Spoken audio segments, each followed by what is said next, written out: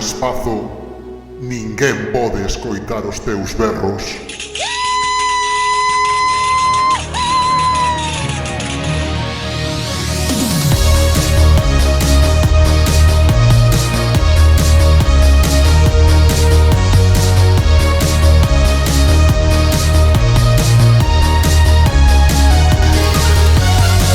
A Caixa Negra da Nostromo.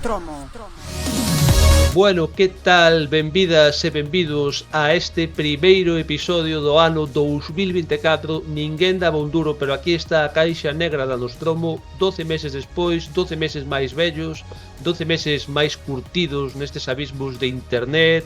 Así que nada, xa me coñecedes, son Fuco Lobán, a voz da sabiduría e da experiencia cinematográfica nesta tripulación, e acompáñanme en rigurosa orde de como están colocados na miña pantalla Fer Liñares. Hola, moi boas, Fuco, encantado de estar aquí unha ocasión máis.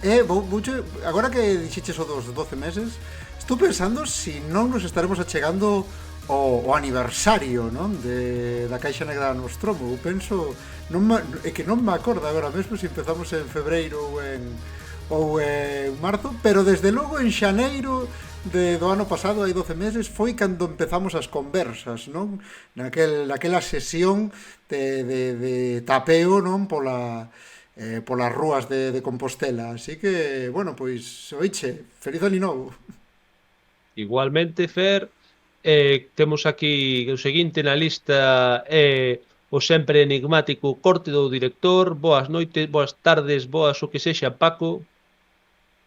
Eu teño que dicir, xa que non o dixo ningún de vos dous, que na Caixa Negra do Nostromo non nos lavamos dende o ano pasado. Oi, que maravilla. Bravo. Fala por ti no do ano pasado, porque hai algúns que levamos sin lavarnos desde, bueno, digamos que había outro papa daquela. Ti faz como a xente que di que non hai que lavar as cafeteiras, non? Que o café logo potencia o seguinte café. Hai xente que di isto, non estou facendo aquí unha coña de... Claro, eso é un auténtico fanservice das cafeteiras. Vas xuntando todo o que che gusta ata que non teña ningún tipo de sentido e ao final tomas ese café. Hai certas salas de cine no que eu penso que aplican o mesmo, tamén di, mellor non lavar despois, que eso acumúlase a cinefilia aquí, non? Bueno, algún día faremos unha análise de cada canto se lavan as máquinas de palomitas. O mellor Eso vamos leva sal, non fai falta lavalo, eso está... No, claro, porque ese sal xa mata todo, claro. Todo que había aí. Eso é como cando marinas as anchoas, non? Eso... nin rata nin rato. Bueno, non queremos ser denunciados por ningunha empresa de cine. Ademais sabemos que hai cines que o están pasando moi mal. Técnicamente os cines pequenos, os cines grandes non, porque en Nadal, como están en centros comerciais, pois van oleadas de xente. Se tendes unha pequena empresa de cine e queredes ser patrocinadores, aí si, aí está a Caixa Negra Nostromo @gmail.com. Podemos facer aí palomitas e entradas, unha colaboración, palomitas, entradas e cartos en negro, así un pouco por debaixo da butaca. Pero agora, en serio, está... cuidado, que isto é unha idea chorras que se nos acaba de ocurrir, pero cuidado que está guapo aí, no lobby dun cine, aí poñemos unha mesa, aí, non sei, facendo un podcast en directo, todo Dios pasando de nós, non? Porque entran á sala, a ver, estaba guai, E xente despistada chegándose ca entrada. Mira, perdón, que sala é? Eso sería especialmente humillante. Bueno, de humillacións cinematográficas imos falar hoxe, porque hoxe vamos descender os... non direi tanto os abismos de internet, porque tampouco é o chanzo máis baixo, pero sí que vamos apartarnos desa aposta polo cine... digamos, co aplauso da crítica que nos viña caracterizando, como todos vos sabedes, desde o principio deste programa, e vamos falar de películas que non gozaron dos meles do éxito, unhas películas que, porque non gustaron a crítica, porque non gustaron ao público, porque non gustaron a ninguén, foron inxustamente esquecidas ou lembradas, pero para ser vilipendiadas.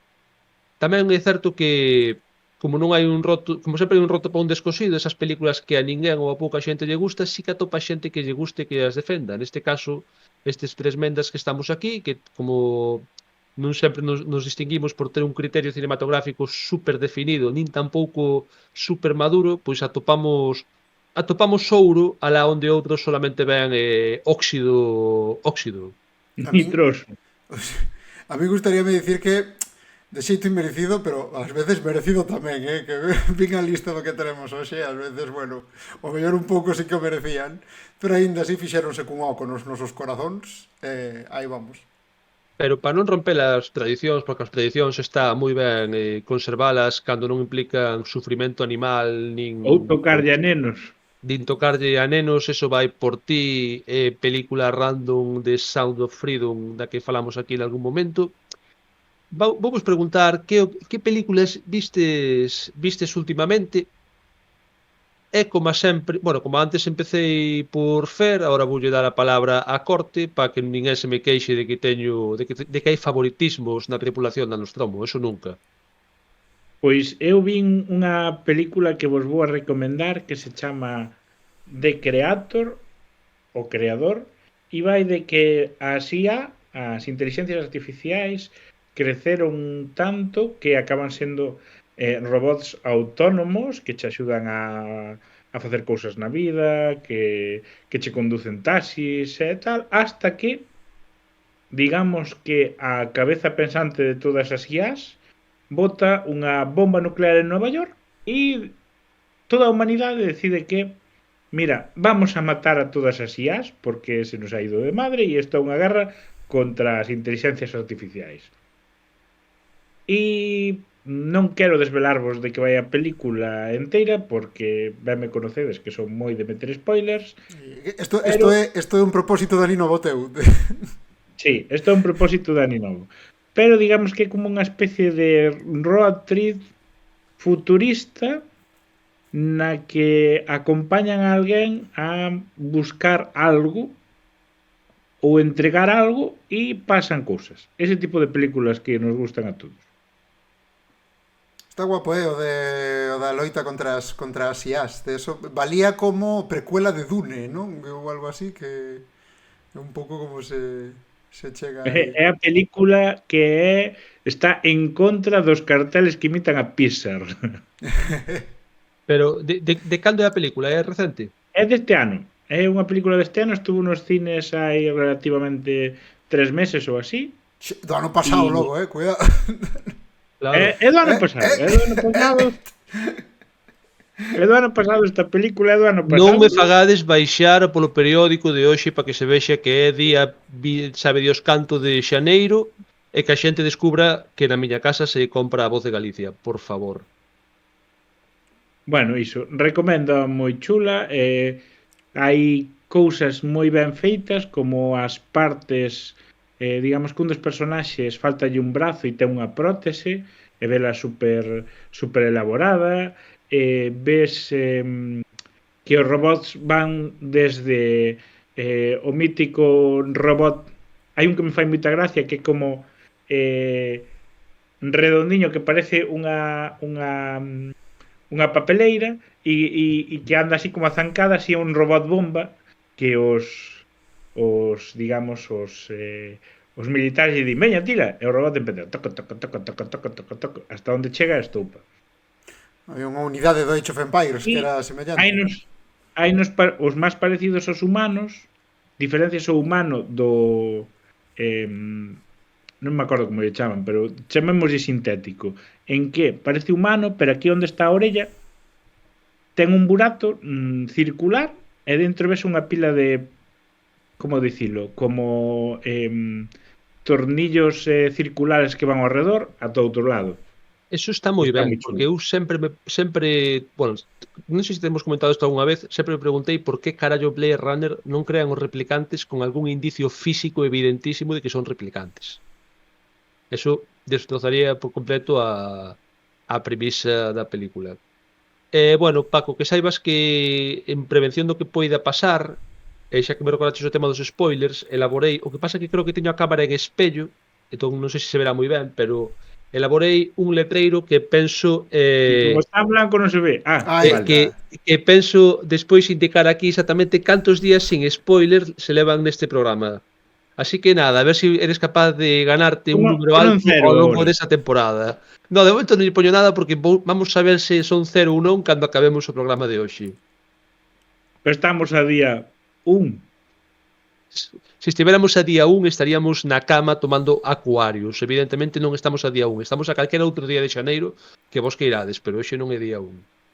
Que todo Bueno, mentira tras mentira, que xente son. en realidad somos IAs, sabes? Por eso temos esta merda metida para que non nos vexes a pila.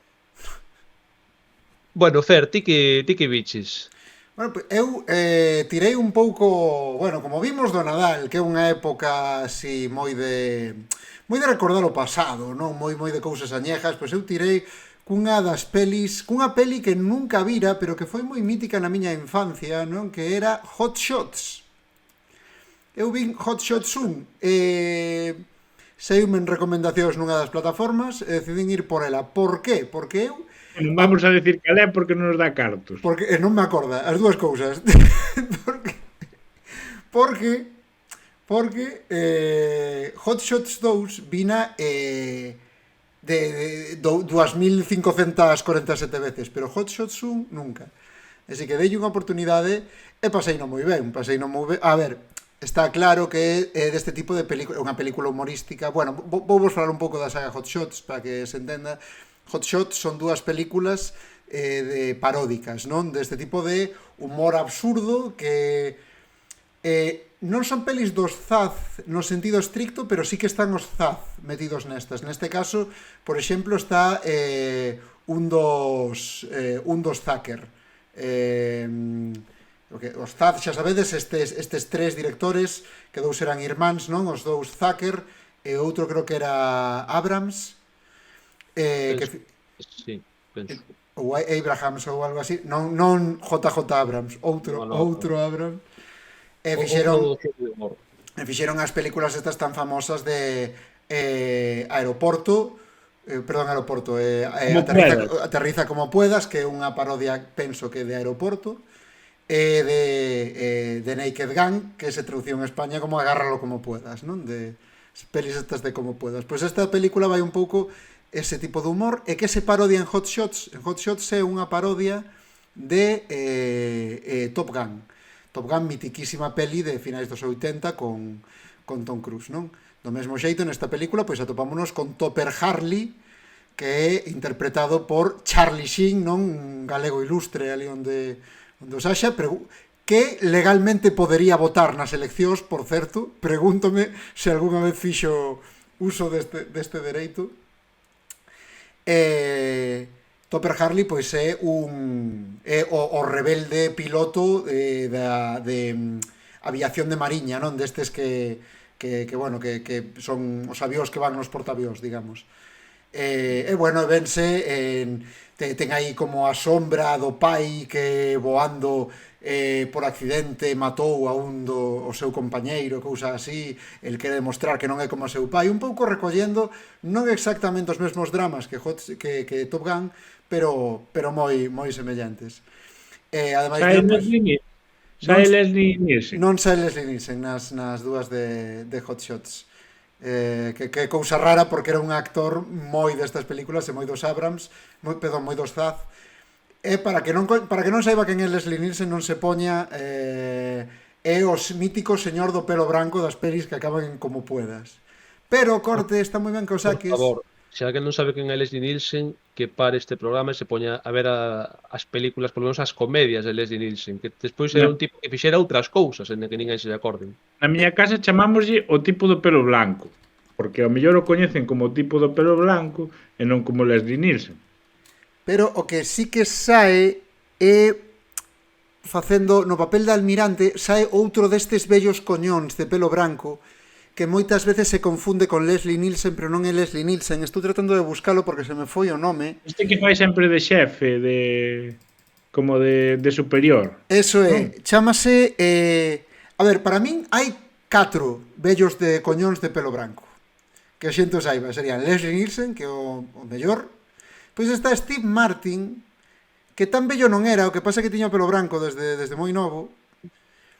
Este de aquí é logo o que fai de Loca Academia de Policía, non? Que ese sí que... Están os 4 vellos. que ese era o pai de Punky Brewster, tío. Ese era morreu moi maior, fai pouquiño tempo.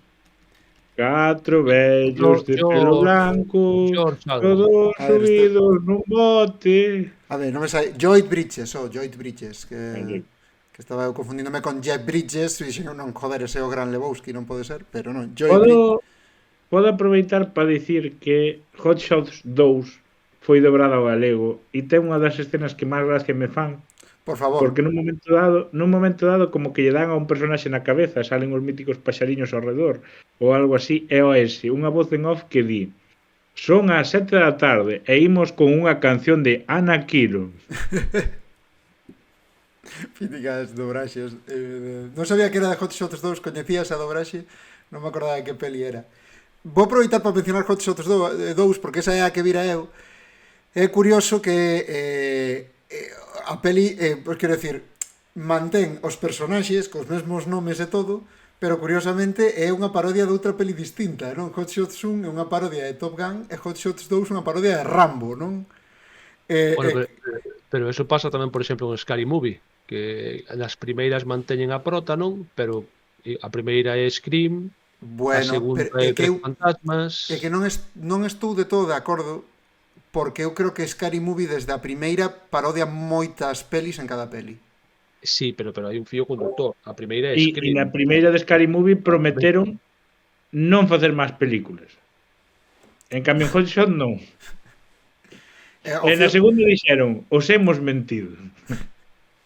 Non é por debatir agora de Scary Movie, pero non estou de acordo. O fío conductor podes dicir que é Scream, como podes dicir que é Sé lo que hicisteis el último verano. Quero dicir, non sei, eu vexo así, pero bueno, vamos, que moi curioso. Tamén sae Lloyd Bridges. É un detalle interesante de Hot Shots que eu non sabía que protagonizada por Charlie Sheen, que tamén protagonizou a serie Dos hombres e medio, e o seu compañeiro humorístico na peli é precisamente o que fai do seu irmán en Dos hombres e medio, non? Unha cousa que me chamou a atención. Pero non só iso, eu xa sabía que en Hot Shots 2... o neno tamén. Non, en Hot Shots 2 sai o que fai de o outro amigo en Dos hombres e medio. É dicir que vexai que Charlie Sheen colleu a todos os colegas cando empezou a serie. Os únicos que lle collían o teléfono para Dos hombres e medio. E aínda así despedido da serie. O sea que... É verdade. Desde Como puedas, a min a que máis me gusta e a que mellor recordo teño é Mafia estafa como puedas. Non sei se a visto. Pero esa está... Eu creo que está fora da continuidade, porque eu creo que esa non ten nada que ver, solamente a traducción do título en España. Pode ser, pero esa peli é moi divertida.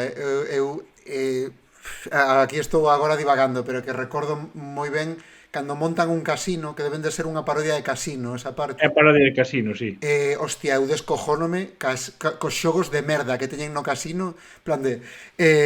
a xente non o sabía, pero os xogos estaban trucados. Un xogo era, adivina que número estou pensando. Estaba aí o croupier, e o tipo, o 7 o croupier. Non, o 10. Oh. E logo había unha mesa que tiña unha ranura e o xogo era que chegaba un tío e día aposto 15, e o tipo se metía e decía pois perde, e metía unha ranura e xa está, non había Bueno, non sei se queres comentar algunha cousa máis de Hot Shots.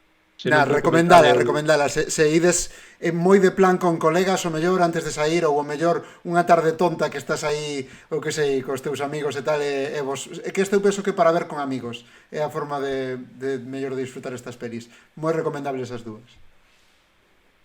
Bueno, pois vamos cambiar completamente de tercio, porque o amigo a corte falaba de ciencia ficción, Fer falaba de comedia, e eu vou falar de cine sesudo, de poñerse serio, de un gran director, etc. Ao que, sin embargo, deron hostias como panes.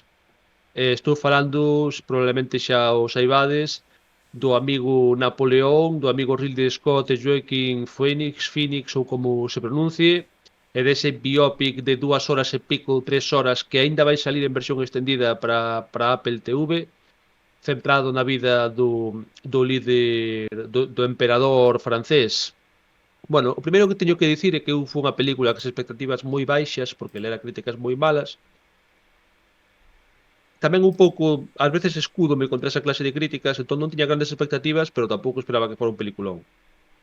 O resultado foi que ni frío ni calor, efectivamente non se trata dun peliculón, non é nin por asomo a mellor película de Ridley Scott, pero tampouco me pareceu terrorífica. E eu, que non son unha persona demasiado versada en historia e que antes de ver esta película pensaba que o Duque de Wellington era unha marca de whisky ou de ginebra, pois a verdad é que todas esas críticas que lle fan por erros históricos de bulto non son capaz de compartilas porque non son capaz de detectalos.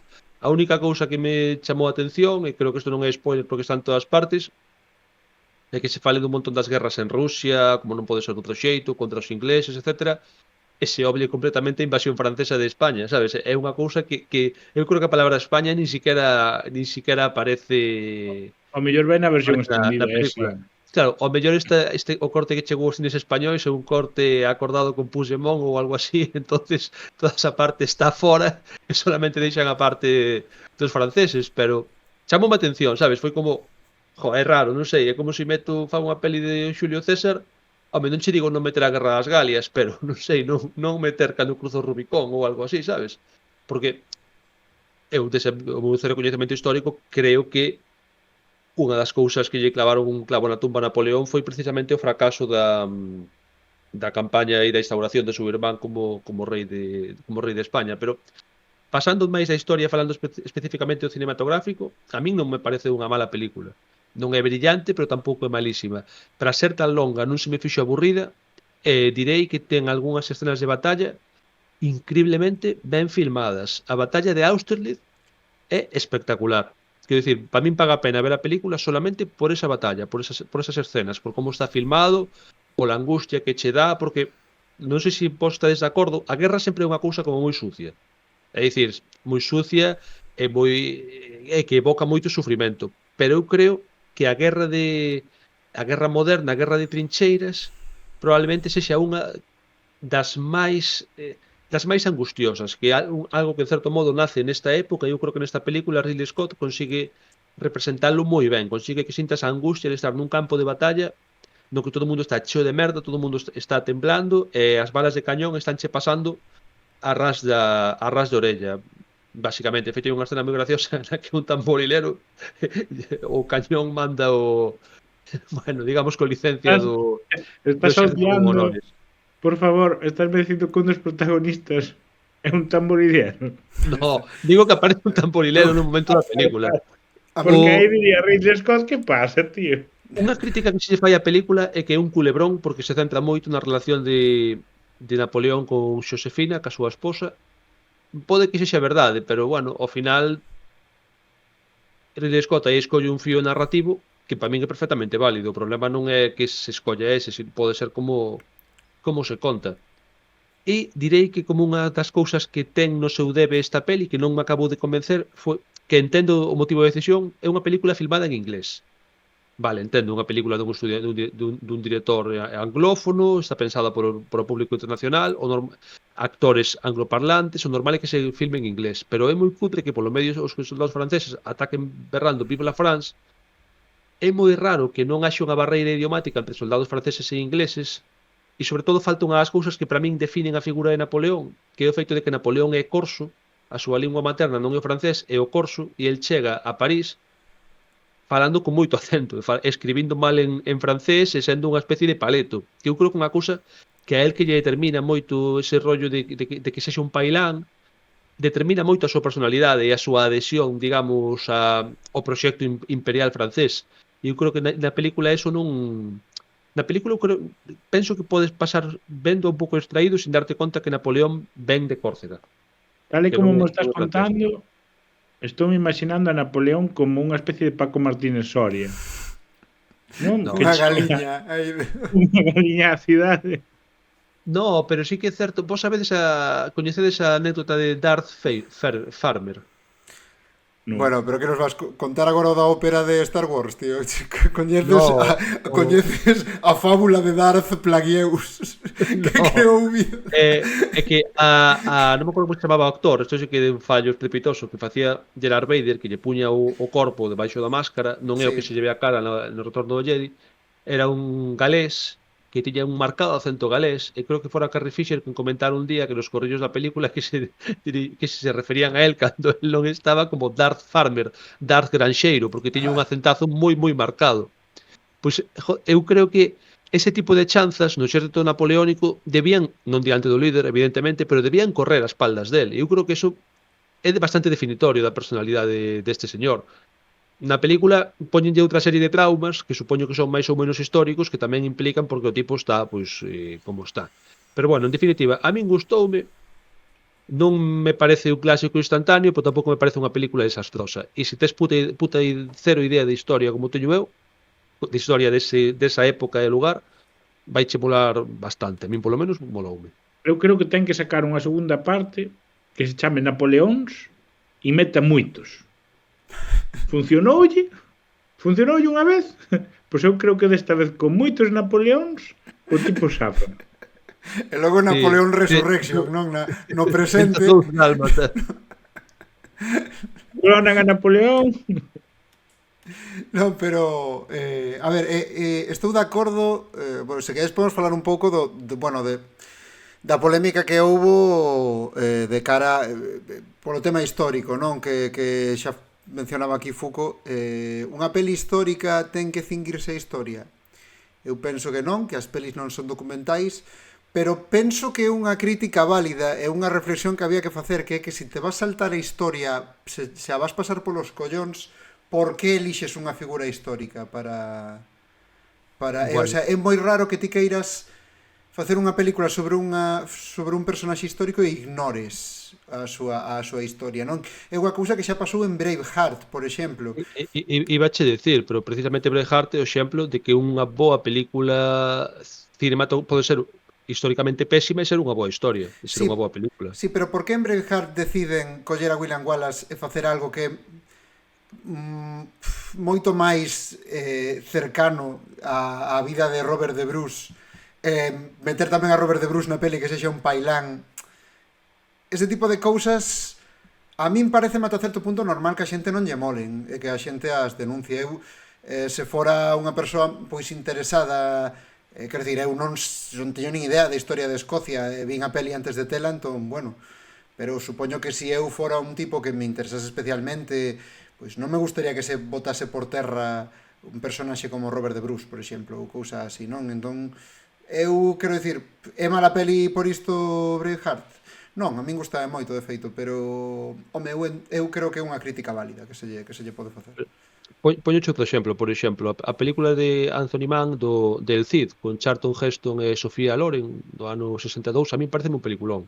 Un de cine épico da súa época, ten, aínda que non é romano, ten un aire moi peplum, deso de gran superproducción de antes, tal, pero históricamente non se sostén por ningún sitio. Xa non só porque, como moitas veces que se fala do Cid e se fale das loitas entre Sancho e Alfonso, se ignore, por exemplo, o rei García de Galicia, pero supón entender que necesidades narrativas de foi un reinado breve, quitámoslo de aí, centrámonos nos irmáns.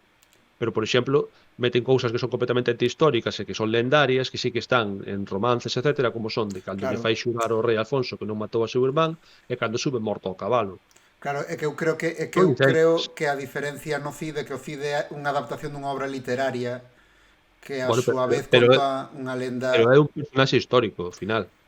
Pero, a ver, ao final, cos personaxes históricos, sin meter eu aquí a gama, nin ter nin puta idea de historia, pero ao final sabes 4 datos reales. Quero dicir, ao Do final Cid, son todo sí. narrativas. Do Cid sí, pero de Napoleón non, aí é onde quería eu chegar, non? Quer dicir, do Cid ao final ti tes un relato de narrativa popular que foi pasando pola xente como é el cantar del mío Cid, non?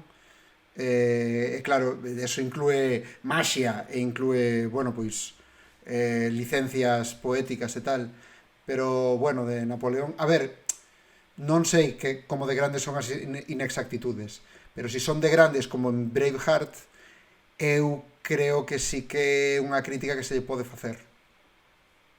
pero a ver, é unha película, en principio podeche servir para acercarte a esa figura histórica e se che mola Napoleón porque se flipa na película, leas algo sobre Napoleón. Quero dicir, Sí, eso eu non pode ser. sabía nada dos 300 hasta que Zack Snyder sacou a puta película dos 300 e dixen, coño, espartanos a hostias, mira, estos son os espartanos, mira, andaban a hostias, mira, estaban en Grecia. Pero te fijaste nos 300 espartanos e non nen que tiñan un troll de Warhammer decapitando xente, porque para min esa é a cousa que aínda me queda esa película na cabeza.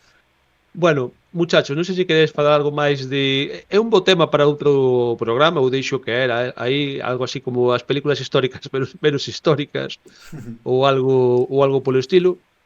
A ver se me recolledes o guante, así que se vos parece imos Águila poñer Roja, en... Águila Roja, falamos con Ninja aí na corte do rei. Ímonos poñer en materia, imos entrar na defensa do imperdoable e vamos empezar a falar desas películas que a nós nos molan ou nos fan gracia ou nos parece que non son tan malas e que probablemente nos quedemos solos nesto, pero non nos preocupa porque estamos moi acostumbrados ás trincheiras culturais, así que vamos pa diante con isto. Non deixaremos prisioneiros e así que a primeira intervención voulle a ceder aquí ao noso compañeiro a corte porque sei que trae canela en rama e que vai haber moitísimo debate. Paco, saca o cartel dos spoilers, por favor.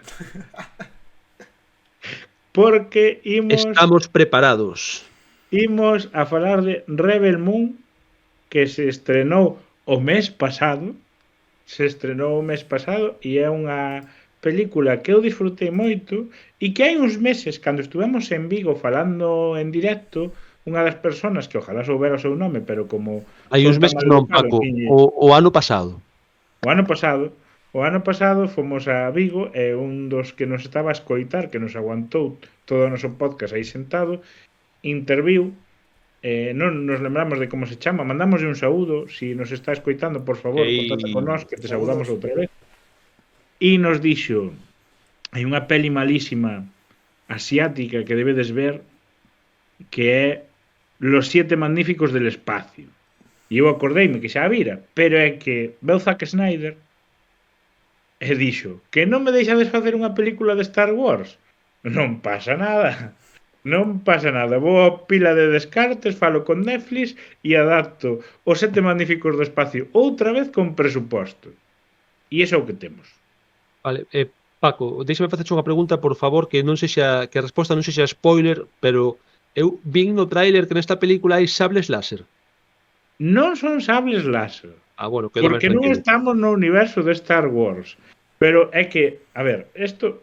Vale, son espadas de luz. Sí, con aspecto... Son vibromachetes. Non sei se xogastes a Star Wars o show aquel de rol, no que antes da espada láser tiñas o vibromachete. Pois é un vibromachete. Estás falando de Knights of the Old Republic. Sí, está pensando niso. Bueno, total, que nunha luna na que están uns granxeiros facendo a súa colleita, hai un personaxe misterioso que apareceu aí. Que planta na lúa, porque daba a pataca ali, aquelo. Sí, estaban plantando trigo e tal. E non me digas máis, hai un rapaz loiro idealista que mira o espacio e soña que un día surcará as estrelas e chamase Sky... Skyrunner. Estaba pensando noutra cousa. Eu pensaba se será un bello paleto con 3 fillas robot e unha se chama Aplastanator. No, esta peli é Los Siete Magníficos del Espacio. Chega unha nave espacial xigante en plan, entrégueme la cosecha. Bueno, que non temos deso, que me entreguen a xigante non será se solamente son setes magníficos, non? Entón, unha nave pequeniña. A historia vai de que unha refuxiada que había vai aí empeza a reclutar a xente random polo espacio para que veñan a loitar contra estes pailáns, non? Entón, gran parte da película é me monto mi equipo e vai indo persona por persona xuntando. Pero espera, isto non é exactamente a mesma estrutura narrativa que a película anterior de zombies que tiña, que tamén era plan Son of a Bitch, I'm in. Sí, un pouco así, pero no espacio. Entón, vai polo espacio buscando xente. O primeiro é un tipo en plan como dicilo? Un tipo en plan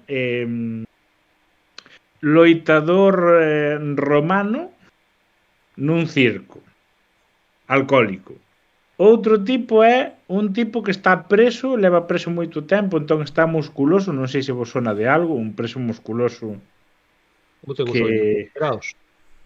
que parece así como a cabecilla dun antigo pueblo e tal, e non sei se isto conta como spoiler, pero o tipo colleu e dixo, que máis? Cuando lo mata! No, que máis referencias podo meter na película? Que meteu? Un hipogrifo de Harry Potter. Bueno, pero... Bueno, pero no, un hipogrifo de Harry Potter. Bueno, pero meteu a Hogwarts. Hai un palacio de No, Hogwarts no, na hai lúa. un cabalo, un cabalo corvo con alas que o tipo que van a reclutar ten que domar. Un hipogrifo. Pero eso parece máis ben como entrenar a tu dragón, non? A miña pregunta vai ser se un hipergrifo é unha bestia de Harry Potter 100% ou é como os grifos normais que son da mitoloxía. Mira, eu digo así, cando isto se estrene este mes de 2024, buscarei unha imaxe de hipogrifo e buscarei unha imaxe do hipogrifo do espacio e comparamos, vale? De momento fiadevos da miña palabra. E sigue buscando e aparece unha ninja que se une ao equipo, que ten as espadas láser que non son espadas láser e que se dá de hostias con unha araña persona. Por qué? Non lo sé. Vale, neste festival de tópicos teño outra pregunta. Hai algún personaxe que sexa o último da súa raza ou o herdeiro dun orgulloso linaxe? Ui, esa boa. Ou elixido de algo.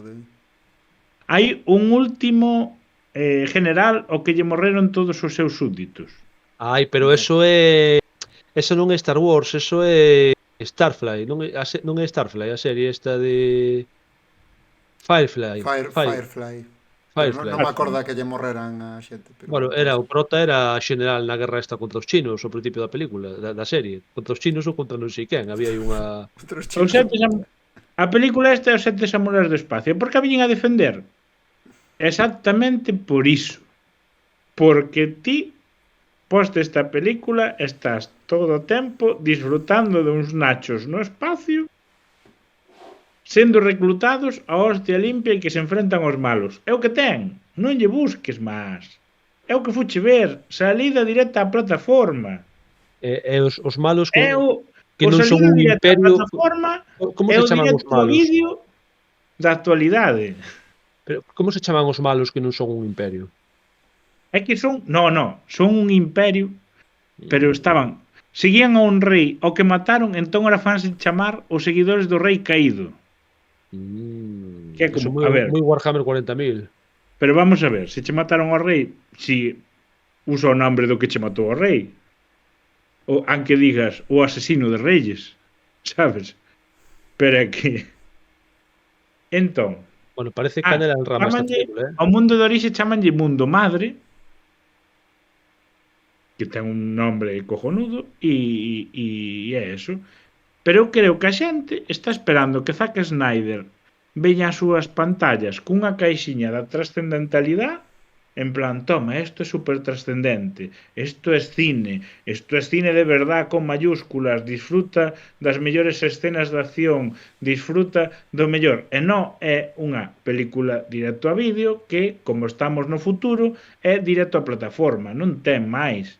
Disfruta, porque é moi disfrutable, deixa de sácate a escoba do cu de directo a vídeo, vídeo. Disfrutes da mierda, porque é mierda.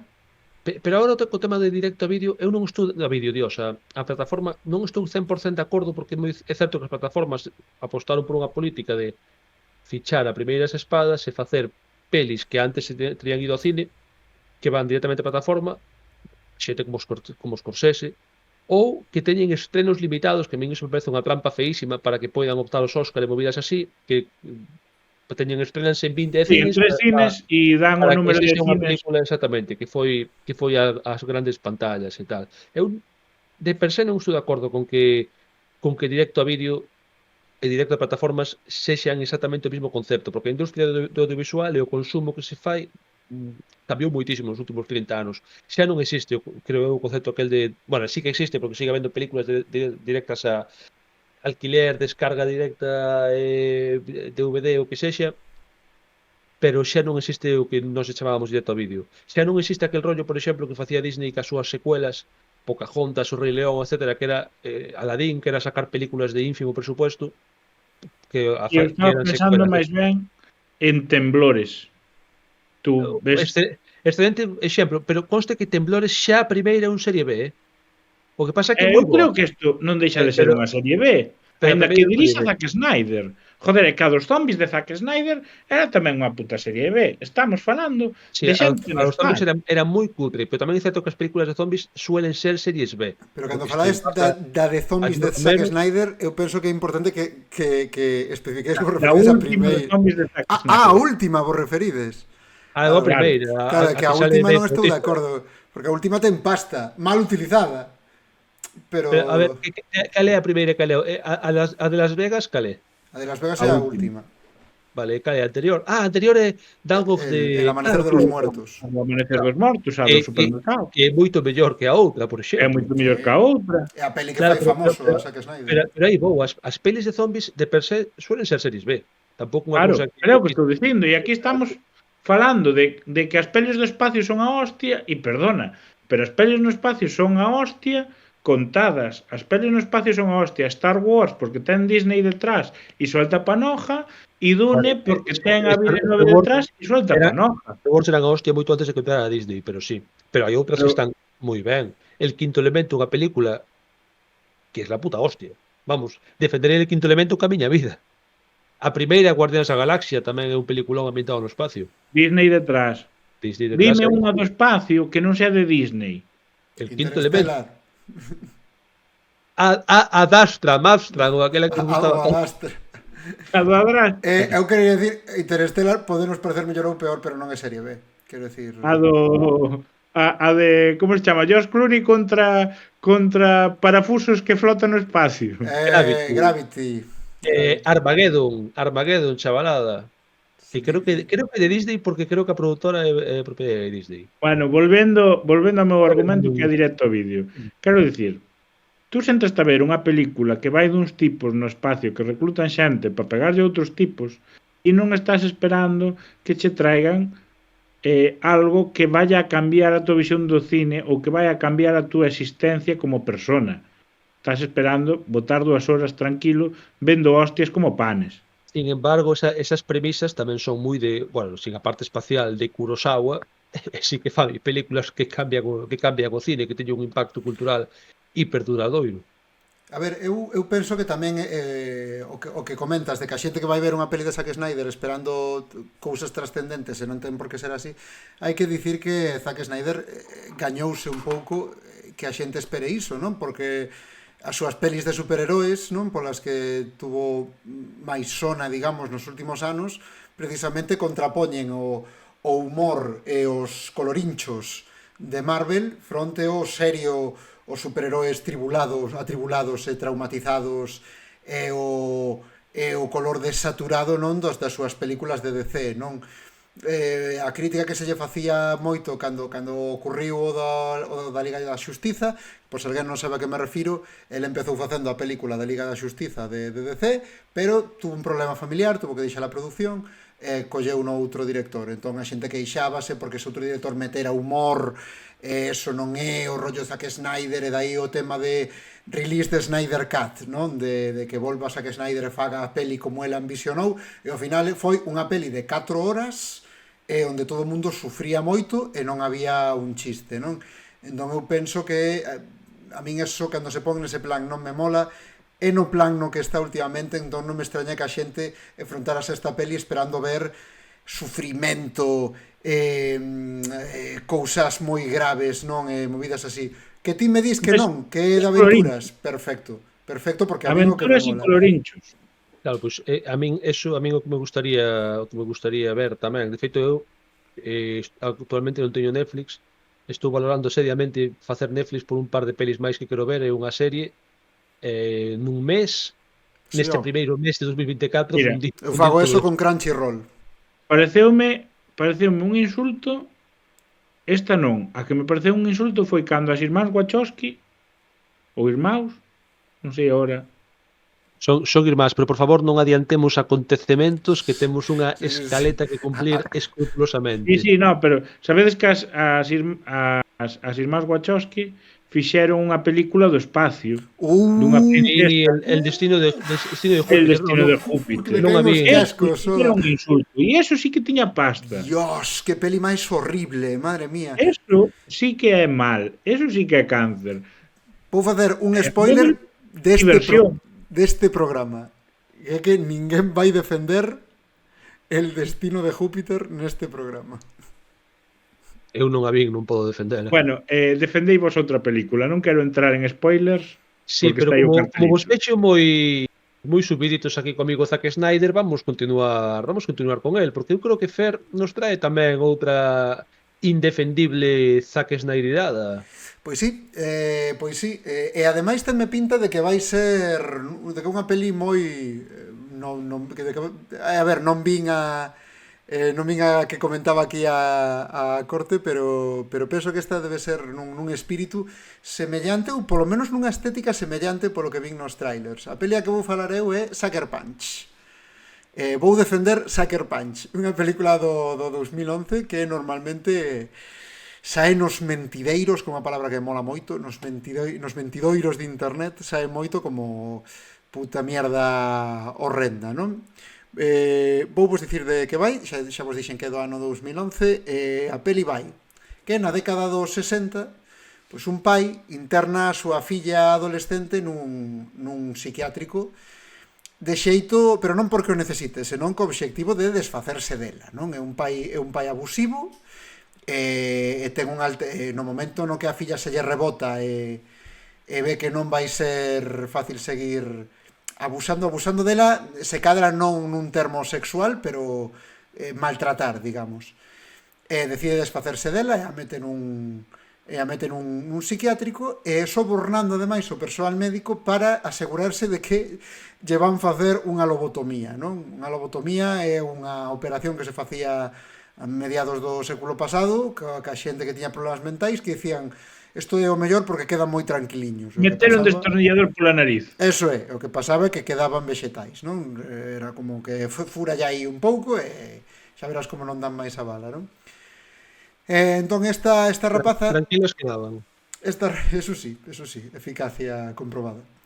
Que, por certo, inventor desa operación é o único premio Nobel en ciencias que posúe o noso país veciño, Portugal, non? Un pouco así un dato un pouco vergoñento dos nosos colegas.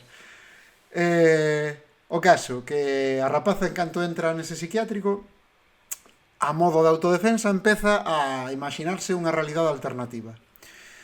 Unha realidade alternativa para escapar dese psiquiátrico que se ven tampouco é que fuxa a un sitio moi feliz, porque imagínate que en vez de ser a unha paciente dun psiquiátrico, imagínase que é unha prostituta nun burdel, así que tampouco, bueno, pois nese sentido tampouco é que gañara moito, pero vese que eso élle máis sinxelo de tragar que outro. Entón, ela imagínase que está en un burdel, e dentro de empeza a ter ensoñacións, non, que son produto da súa imaginación de como funcionan as cousas nese burdel, de xeito que, pois, a psiquiatra xefa é a madame, o enfermeiro que as trata mal é como un xefe mafioso, cousas así. E dentro desas ensoñacións vai atopando, vai decatándose de claves, de obxectos e de formas que pode utilizar para fuxir dese sitio. E ela sabe, como non está tola, repetimos, a pesar destas ensoñacións, ela sabe que o que van facer con ela, que en 5 días se van a lobotomizar. Entón, pois ela pensa nun plan, recolle pois as outras compañeiras que están no psiquiátrico, pero todo dentro da súa fantasía de que son prostitutas nun burdel, para conseguir estas cousas e conseguir fuxir. Fer, íanlle dando a medicación no mundo real? Pois non me lembro. Porque eu creo que sí, que lle iban dando, como que esa ensonación é parte de que lles obliguen a tomar medicación. creo. Pois Pero hai moitos anos que a vin, pode ser, o que pasa que hai un segundo nivel de ensoñación. Ela non ve en ningún momento o psiquiátrico, ela ve o burdel. Pero cando necesita conseguir algo, imagínase que é unha especie de axente que ten unha misión. Entón ela está no burdel, imaginando que está nun burdel, e cando ve, necesito aquela chave, de repente xa non é unha prostituta nun burdel, de repente é unha guerreira samurai que ten que matar a todos os guerreiros dun sitio para acadar esa chave. E o mellor, eso trasladado á vida real, non é unha chave, son uns folios ou o que sexa, que están nunha habitación, e o mellor non son guerreiros, e o mellor é que ten que partir a cara aos enfermeiros. Pero ela, entón temos esa dualidade, non? De que ela ves a si mesma cunha katana matando samurais, e na realidade igual está batendo cunha fregona nos enfermeiros, non? E vai conseguindo as cousas a través destes episodios de alucinación barra imaginación. Entón isto é bastante tolería, así segundo o conto, pero a min pareceme moi guai, porque dá pé a escenas moi imaginativas, non? Primeiro ese psiquiátrico dos 60 no que entra todo suxo, todo que dá medo, non? Que a xente pasando mal cos enfermos, pero despois cambiamos, é unha especie de burdel da época do Charleston, así, non? De típico mafioso ben vestido, non sei que, pero despois resulta que son guerreiros samurais, e ten que peloitar en plan samurai no Xapón feudal. Despois noutra destas misións para conseguir outra cousa, vemos que está nunha especie de Primeira Guerra Mundial, pero con cousas steampunk, e movidas así, e mecas, cousas polo estilo. Entón unha peli como que dá pé a moita fantasía. Eu entendo que se lle pode facer a crítica de que é moi inconexa, de que é CGI a cañón e porque sí, pero non sei, a mí parece un exercicio de imaginación, de tratar de meter todo o que che mola nunha peli, e pareceme que por momentos a cada resultados moi guapos visualmente e moi divertidos. Se gustaríame destacar... Non rollo moi origen, así como estás narrando, sí, polas capas. Pois sí, mira, eu non o pensara, pero é un rollo así de capas de imaginación, non? E ten un momento, tratarei de que non sexa spoiler, pero hai un momento no que hai como unha especie de que se teñen que subir a un tren, que é un destes niveis de fantasía, e esa escena no que están como colgadas as rapazas que son as súas compañeiras, que como ela imagina as súas compañeiras do psiquiátrico, que están esas rapazas agarradas a piques de caer dun tren que vai a toda velocidade ardendo, e cunha especie de versión aínda máis psicodélica dunha das cancións máis psicodélicas dos Beatles, que se chama Tomorrow Never Knows, que é unha canción bastante mítica. Eu esa escena estaba que se me caeron os collos o chan, tío, estaba flipando con ela. Non unha peli moi rara, unha peli moi inconexa narrativamente, sí que é un pouco dura de tragar o mellor, pero a min moloume bastante, a verdade, a película. Non sei se vos a vistes. Eu non, a verdad que non a vin. Eu teño recordos así soltos. Pero hai darlle unha oportunidade. Tampouco me trascendeu. Hai unha crítica que se lle fai moito desta peli, que eu penso que en xeral se fai moito do cine de Zack Snyder, que é o tema do tratamento da muller. Refírome ao tratamento das personaxes femininas. É verdade que é unha crítica que me parece válida nesta peli, porque sí que é verdade que hai moito baboseo, non? En xeral, coa nena. A nena, desde que entra no psiquiátrico, todo o mundo están intentando violala full time, e despois nas súas fantasías, a súa fantasía tamén é o que vos dicía, en 5 días vanme facer unha lobotomía, pois ela imagina, en 5 días van subastar a miña virxinidade, e despois cando se mete de hostias contra os samurais, pois igual ela vai vestida de colexiala xaponesa, non? Sí que ten un rolliño un pouco baboso cos personaxes femininos, de un pouco sempre rollito sexy, que chama a atención que se ti me dixeras que a ensoñación dun fulano dos anos 60, pois ainda tiña un pase, pero é a ensoñación da propia nena, non? Co cual, pois non se sostén tanto. Entón, sí que é verdade que o mellor vista agora ten ese problema, pero quitando eso, a min parece unha película pois moi imaginativa e moi divertida de ver. Bueno, pois deixámola anotada. Eu a verdade é que non a vin, eu lin críticas negativas tamén dela, pero bueno, como teño fíome do teu criterio, Fer, darei unha oportunidade a ver o que sale de aí. No seguinte programa que só estades vos dous e di, bueno, pues tuvemos que practicarlle eutanasia a Fer despois de as últimas. Fer? Quen é Fer? Neste programa Oh. sempre houve dúas persoas. Faiseme aí un 1974. Bueno, non sei se, perdón, se o noso amigo Corte quere dicir algo de Sucker Punch, se non podemos pasar a unha auténtica indefendible que vou ter a honra de defender eu. Por favor. Por favor, defende Bueno. algo máis cerca do micro. Ben, é que teño moita tos, disculpademe un segundo. Podeslle subir o volume a Fucoso en Discord, dalle aí right click, súbelle, eu o que fago tamén. Ben, pois falarei alto entonces, en que como vedes non teño, como ides, non teño garganta. Ahora sí que te oigo. Dalle.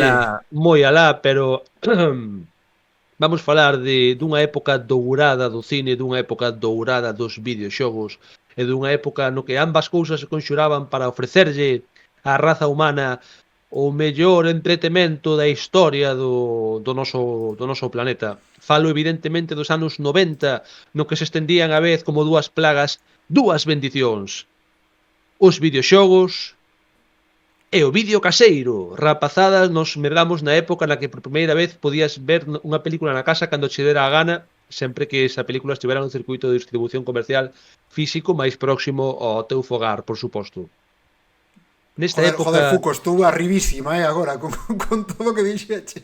Nesta época de democratización na cultura de masas, nesta época da que somos os auténticos fillos inmaduros, como non podía ser de outra maneira, empezaron a popularizarse nos fogares, aínda que no meu non a houbo, as famosas consolas. Na miña casa compraron beta. No, pero ahora falo das consolas. Nas casas nas que non había consolas como a miña non pasa nada, porque nos daban 100 pesetas e marchábamos a xogar as maquinitas, os arcades, os salóns de videoxogos, onde tamén estaban os billares e onde basicamente íbamos os nerds de 11, 12 anos e os malotes de 14, 15 que iban xogar o billar e que che podían roubar que che podían roubar as 100 pesetas se non eras o suficientemente avispado. Pois nesta época gloriosa, un dos xogos que máis se reverberaba, nunca mellor dito, nas salas de xogos era a saga dos Street Fighter, dos que eu teño que dicir que nunca fun especialmente fan, eu era máis fan dos Metal Slug, pero, bueno, coñezo, xogueinos algunha vez, pero tampouco domino moitísimo o lore. Seguramente por eso vai sorprender a miña próxima defensa, porque tal vez recordades que na extensa notable pola súa calidade de cinematografía do belga Jean-Claude Van Damme existe unha adaptación cinematográfica de 1994 titulada Street Fighter A derradeira batalla. Non sei se ten dobraxe en galego, se non o ten merece tela, desde logo. Esta película era do señor de Sousa, Steve de Sousa, que así dito non vos sona de moito, pero diremos que foi o guionista de clásicos do cine de acción tan importantes como Comando ou as primeiras de Die Hard 1 e Die Hard 2. E Raúl Juliá antes de Palmada. Foi a última película de Raúl Juliá, pero ahora seguiremos tamén con eso. Con estes antecedentes, un guionista responsable de películas de acción tan meritorias, diredes, bueno, a peli terá que estar ben. Digamos que a película se esfarelou terriblemente contra a crítica, público e, se non me equivoco, tamén a taquilla. Foi unha das grandes hostias e, de feito, estou bastante convencido de que tivo que ver bastante co adiamento que houbo na promoción, na difusión do cine basado en videoxogos ata bastantes anos despois, porque realmente nos anos 90 a experiencia que había entre esta e Mortal Kombat e algunha adaptación máis Super Mario, a película, non? Super Mario a película, pois digamos que deixaron moi pouca gana os produtores de xogarse os cartos con adaptacións de videoxogos. Pero eu vin aquí romper unha lanza a favor, porque se ven Street Fighter a última batalla é, como xa dixen, unánimemente considerada unha película de acción mala, aburrida, soporífera, e que ademais caga, mexa, cuspe e xacula por encima do contido, por encima do material original do videoxogo. A min todo eso me da igual. Xa nos vai poñer iVox o máis 18, por estas... A min todo eso me dá igual, porque cando eu vin esta película era un rapaz de, non sei, 10 ou 11 anos, acórdome que a botaron, creo que era nun Nadal pola televisión, e a min entretívome. Quero dicir, eu vina, é un delirio de película na que Vino Raúl unha vez Juliá, con 10 anos e veña a defendela. Me está dicindo. efectivamente, está falando por mí o Fuco de 10 anos, Raúl Juliá, que Gómez Adams, que esta foi efectivamente a súa última película antes de morrer, se non me equivoco, dun cancro. De feito, na película notaselle bastante que non estaba moi ben de saúde, vamos. Interpreta a un malvado que ten como secuestrada, falo de memoria, a un montón de peña nunha illa e que está o malo, chantaxeando a o todas as malo nacións do Bison, mundo. o malo Bison quere fundar un país que se chame Bisonópolis e para elo secuestra unha pila de xente, como diste, e dille a ONU: ou me reconoces como país Bisonópolis ou mato a toda esta xente. Entón, os Aprende Puigdemont, aprende era- como se fan as cousas. Él estaba como... Entón. Era como unha especie de golpe de estado en Tailandia. Él tiña como un Exacto. exército, non? De... Entón, os vos teñen o seguinte plan: finxen ser malos e cargarse o teu querido Jean-Claude Van Damme É certo. para fuxir do cárcere con un colega de Bison e acabar na illa esa. 0 días sen A ver. spoilers, A amigas ver, e amigos. Paco, estamos falando dunha peli de mierda que a xente non vai a ver. Bueno, pero eu cando vin a Son 90% cando vin a do noso película, programa, cando vin a película, pensei que Van Damme estaba morto, ou seja que é un spoiler decir que non o estaba. Pero vamos a ver. Unha peli protagonizada por Van Damme que ves 5 minutos a Van Damme. Pero vamos a ver, non contei o final de Rebel Moon, que é unha mierda porque pasa isto, e agora vasme evitar que diga que Van Damme non o matan en Street Fighter. Van Damme non amortizarían a cocaína que meteron nesa película. Se matan a Van Damme aos 5 minutos do principio da película. Pero bueno, Sí, entón, bueno, no, estaba Van Damme Fuco que non con 10 está morto, anos. pero tampouco está vivo. O que non entendo desa película, Paco, deféndeme a Paco de 10 anos, é por que fan ese plan tan elaborado se ao final collen un exército e atacan o exército do malo e acaba a película? Porque non é necesario, o sea, Street Fighter é unha desas experiencias cinematográficas que se manteñen mellor se non miras, o sea, se ignoras os seus evidentes buratos de guión. É dicir, é a clásica película que hai que sentila, hai que vivila, hai que sentarte no sofá, mirar pa ela e dicir: a ver, sei que non eres boa, sei que non me está achegando nada como persoa e como cinéfilo estar aquí vendo isto. Sen embargo, considero que este tempo non está mal invertido porque estou pasando ben, porque me está entretendo. Pois eu, Mira, pero para iso vas ao Cutrecon e xuntaste con outros 100 que estades vendo a mesma mierda. Bueno, pero que esta hai 2 anos a botaron na Cutrecon. Street Fighter, elevaron a De Sousa. Guau, en serio? Sí. Claro. Aquí debería terme documentado eu un pouquiño máis. Pois xa sabedes, un motivo máis para que lle dades unha oportunidade a Street Fighter, a última batalla. Ademais, direi, sinto Raúl Juliá, pero probablemente a interpretación máis histriónica da súa carreira é unha forma de despedirse non demasiado meritoria.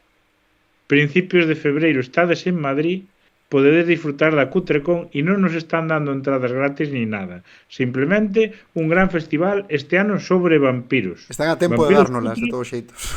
Están a tempo, exacto. Se nos estades vendo. Din que Madrid está precioso nesta época do ano. Sobre esta peli, Fuco, a min pasa o contrario a ti. Eu vina de pequeno, parece unha merda extrema. Porén, agora de maior, teñolle cariño. Explícome nisto. Eu era moi fan do xogo. É moi mala adaptación do xogo, en sentido que os... Non sei... Non hai momentos de hostiarse nun ring. Claro, quero dicir, é unha peli... A ver, unha peli dun torneo de meterse de hostias, por que non fas unha peli que vaya dun torneo no que te metes de hostias? Quero dicir... hai moitas pelis que son así. Mortal Kombat. Kickboxer ou Contacto Sangriento son así, sabes?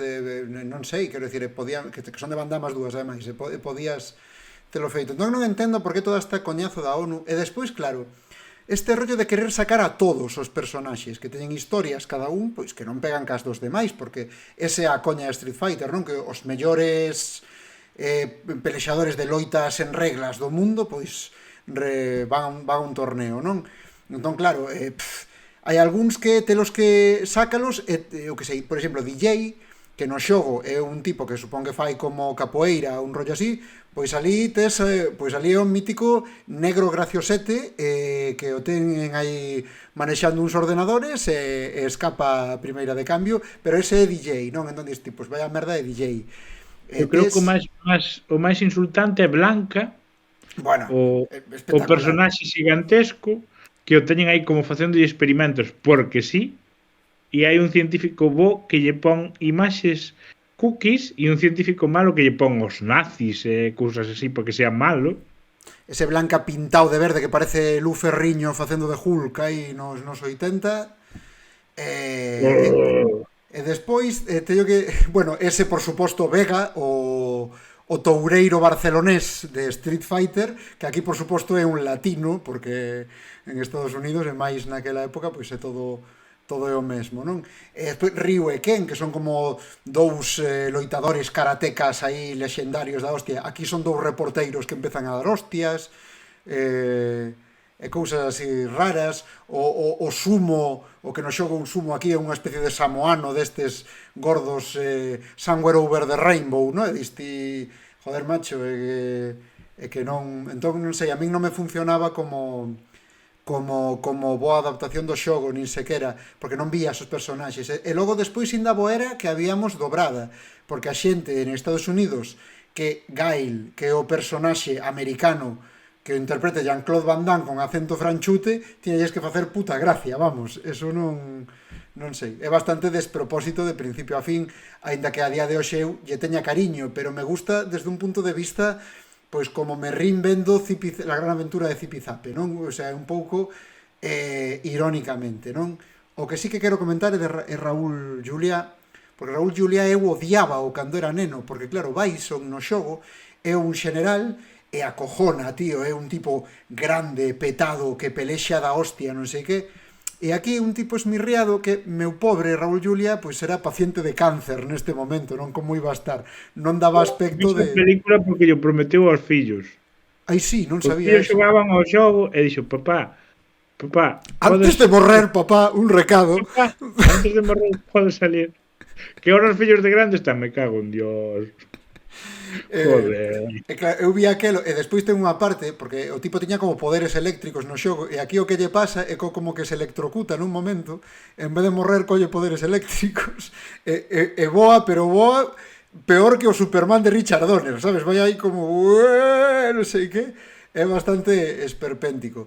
Pero agora, como agora xa vexo a peli con afán descojone, cando vexo as escenas de loita siguen sendo malas, pero cando vexo a Raúl Juliá cun batín co anagrama de Bison aquí servíndose un copazo, non? Aí de líder disfrutón, faime moita gracia. Hai unha parte na que está contra Chun-Li, non? A loitadora chinesa, que supónse que ela quere vingarse de Bison porque matou a súa familia, non? Ella di a tipa de Bison, estoy aquí para asesinarte, ¿te acuerdas de mí? Destruiste mi aldea, no sé qué.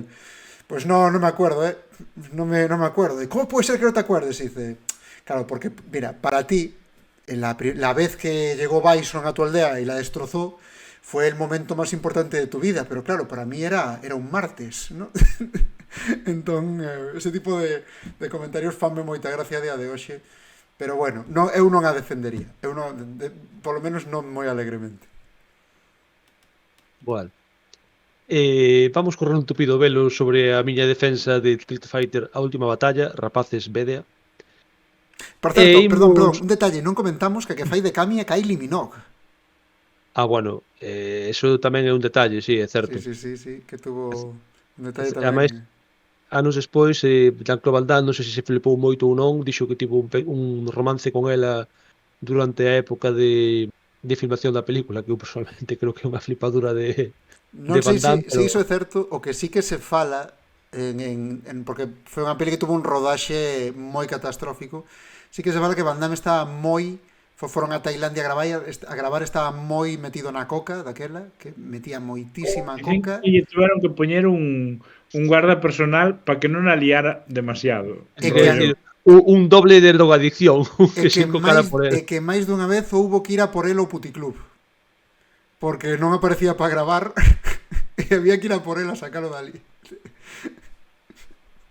Sona, se non é vero, é ben probato. Bueno, Paco, ti que nos traes agora a este festival de desperdicios Bueno, de saldo? como Fer acabou a frase con puticlub, eu quixen ver se había Ana e los 7 la película, e como non había, como eso non existe, vin unha tremenda película que me recomendaron por Twitter e é a película Apóstol Santiago.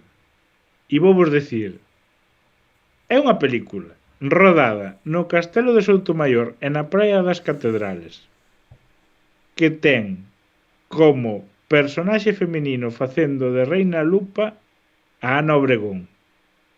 Hostia. Eu estou descubrindo agora a existencia de semellante obra, Esta Non película sei é maravillosa. que di eso sobre min, pero eu xa coñecía e de feito teño copia desta película. Entón, a peli vai sobre o apóstolo Santiago, continuos flashback a cando estaba con Jesucristo, a cando está predicando, que ven a Galicia, xa lle chamaban Galicia, en plan, bueno, yo me voy a Galicia a predicar. Así, sabes? Me voy a Galicia a predicar. Ui, que bonito es esto. A cabalo pola... A máis agora xa sacaron o cartel do Son do Camiño, co cal xa podo ir, xa sei os que me cunden. A cabalo pola praia das catedrales, vai en barca, non sei que, chega, buah, pois e velo por unhas calles de algún sitio, en plan, supoño que decorado cartón pedra, bueno, e nuestro Señor Jesucristo, porque Dios tal aí ao redor, conoces la palabra del Señor, así tal, hasta que dá ca Reina Lupa que di, mira, vou te poñer a pelear, dase aí de hostias, como se estuvera nun coliseo romano, pero na parte de atrás do castelo de Soutomaior. Sí, Aí- hai un detalle desa caracterización do castelo, Paco, non sei se te das conta, que está como tal cual, sabes? Vos dades Sí, conta é que como está ahora o un castelo. monumento histórico e un castelo funcional, aínda que un castelo funcional hoxe sexa un monumento histórico, non No. teñen o mesmo aspecto. porque Entraron un a monumento- gravar tal cual, está a erva polo suelo, Pode estar axardinado, cousa que un castelo Sí, de verdade non creo que estivese, sardinado, con erva nas paredes, cousas, bueno, como ves agora, a ver. xa ademais Tiña o símbolo de baños VC para lo, non de o de discapacitados aí. Eu creo que a fixeron raíña todo un nunca- traballo para enfocar que non se viran eucaliptus. A raíña rollo. nunca no Lore tiña un castelo, porque eu sempre pensei que vivía no Pico Sacro, que tiña ali como unha fortaleza, pero No, foron ao castelo de Soutomaior a gravar tal cual está ahora. Entón empezaron co de, bueno, deféndete aí, dalle unha espada e tal, gana, non quere matar ao que lle toca matar, e todos, que mal. pero dicen bu ou buans. Entonces dille, a ver, se o teu dios é tan guai, vaite ver morrer un día tan perfecto como hoxe con este sol que hai aquí. E dícelle Santiago, epa, o meu dios vai a nublar ese sol? Ese día tan guai? Unha predicción harto arriesgada para facer en Galicia, Pois Seguro que sigue facendo sol nos próximos 5 minutos. Eso é como Tintín cando no Templo do Sol cando predí que vai haber un eclipse. Aquí igual di, eu son Santiago Apóstol e vaise nublar e vai chover. Oxe, este día tan maravilloso que tú dices. É posible que que yo nublas- pedira a Deus e olvidáraselle de desactivalo, e por eso agora temos o tempo que temos. No. O mellor de todo é, nubla se chove e todo Dios, buah, hostia, Está chovendo en Galicia. está chovendo, chaval. Buah, Buah, sí, milagro, que facía sol e ahora chove, hai que poñer unha chaqueta, un paraguas. E tú, a ver, Santiago, non é un milagro, estás en Soutomaior.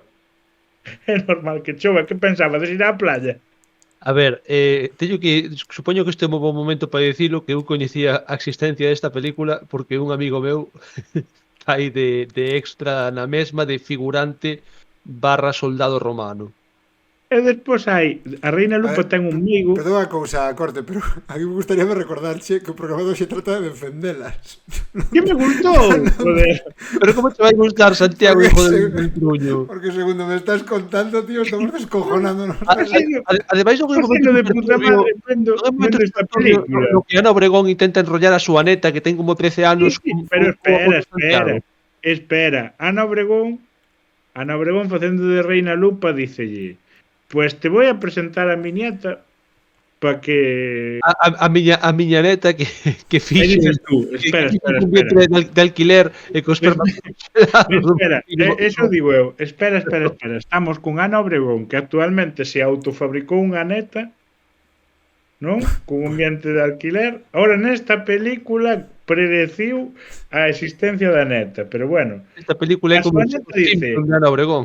e despois Ana Obregón mira para él moi serio e dicelle: "Te voy a presentar a mi nieta de 13 años para casarte con ella, porque yo ya tuve a mi hija con 13 años y mi hija con 13 años ya tuvo a mi nieta y ahora te toca." E tú, Eso significa que Ana Obregón ten 39 anos nesta película. Spoiler. eu supoño que a Ana Obregón lle deixaron facer que a súa neta deixaronlle facer de abuela si a suma de edades non era moi elevada. Pero bueno, entón intenta emparellala, pero non, dice: "Pues me vuelvo para Palestina." Vólvese para Palestina. A tipa que intentan enrollar con el morre, non sei moi ben por qué. Despois el volve, e cando morre, conta spoiler, matar a... Home, no, porque hai unha catedral en Santiago onde Sabemos teóricamente que non continúa con vida. Matar ao apóstolo é un spoiler, non, verdad? Non, bueno, total. En lugar de... Sabedes o rollo de chegou nunha barca de pedra a Padrón, Sí. pois non sale Padrón. Pero xuro vos que isto é real e tedes que ver a película Bueno, para para que averiguar. ninguén se enfade, a Iria Flavia. Chegou a Iria Flavia. Continuamos. É o tipo, cando morre, de repente, con un maquillaje super cutre, parece que lle botaron areia encima, como que se pon de pedra, pero con brillantina pola cara e o pelo tamén gris. E aí, petrificado. Dice: "Nada, ahora hai que llevarlo a Galicia de vuelta." E volven, pasar pola praia das catedrales. "Ahora traemos a este para que repose aquí, señora Reina Lupa." "Ah, bueno, vámoslo enterrar." Fin. temos un Penedo. Un tipo Penedo.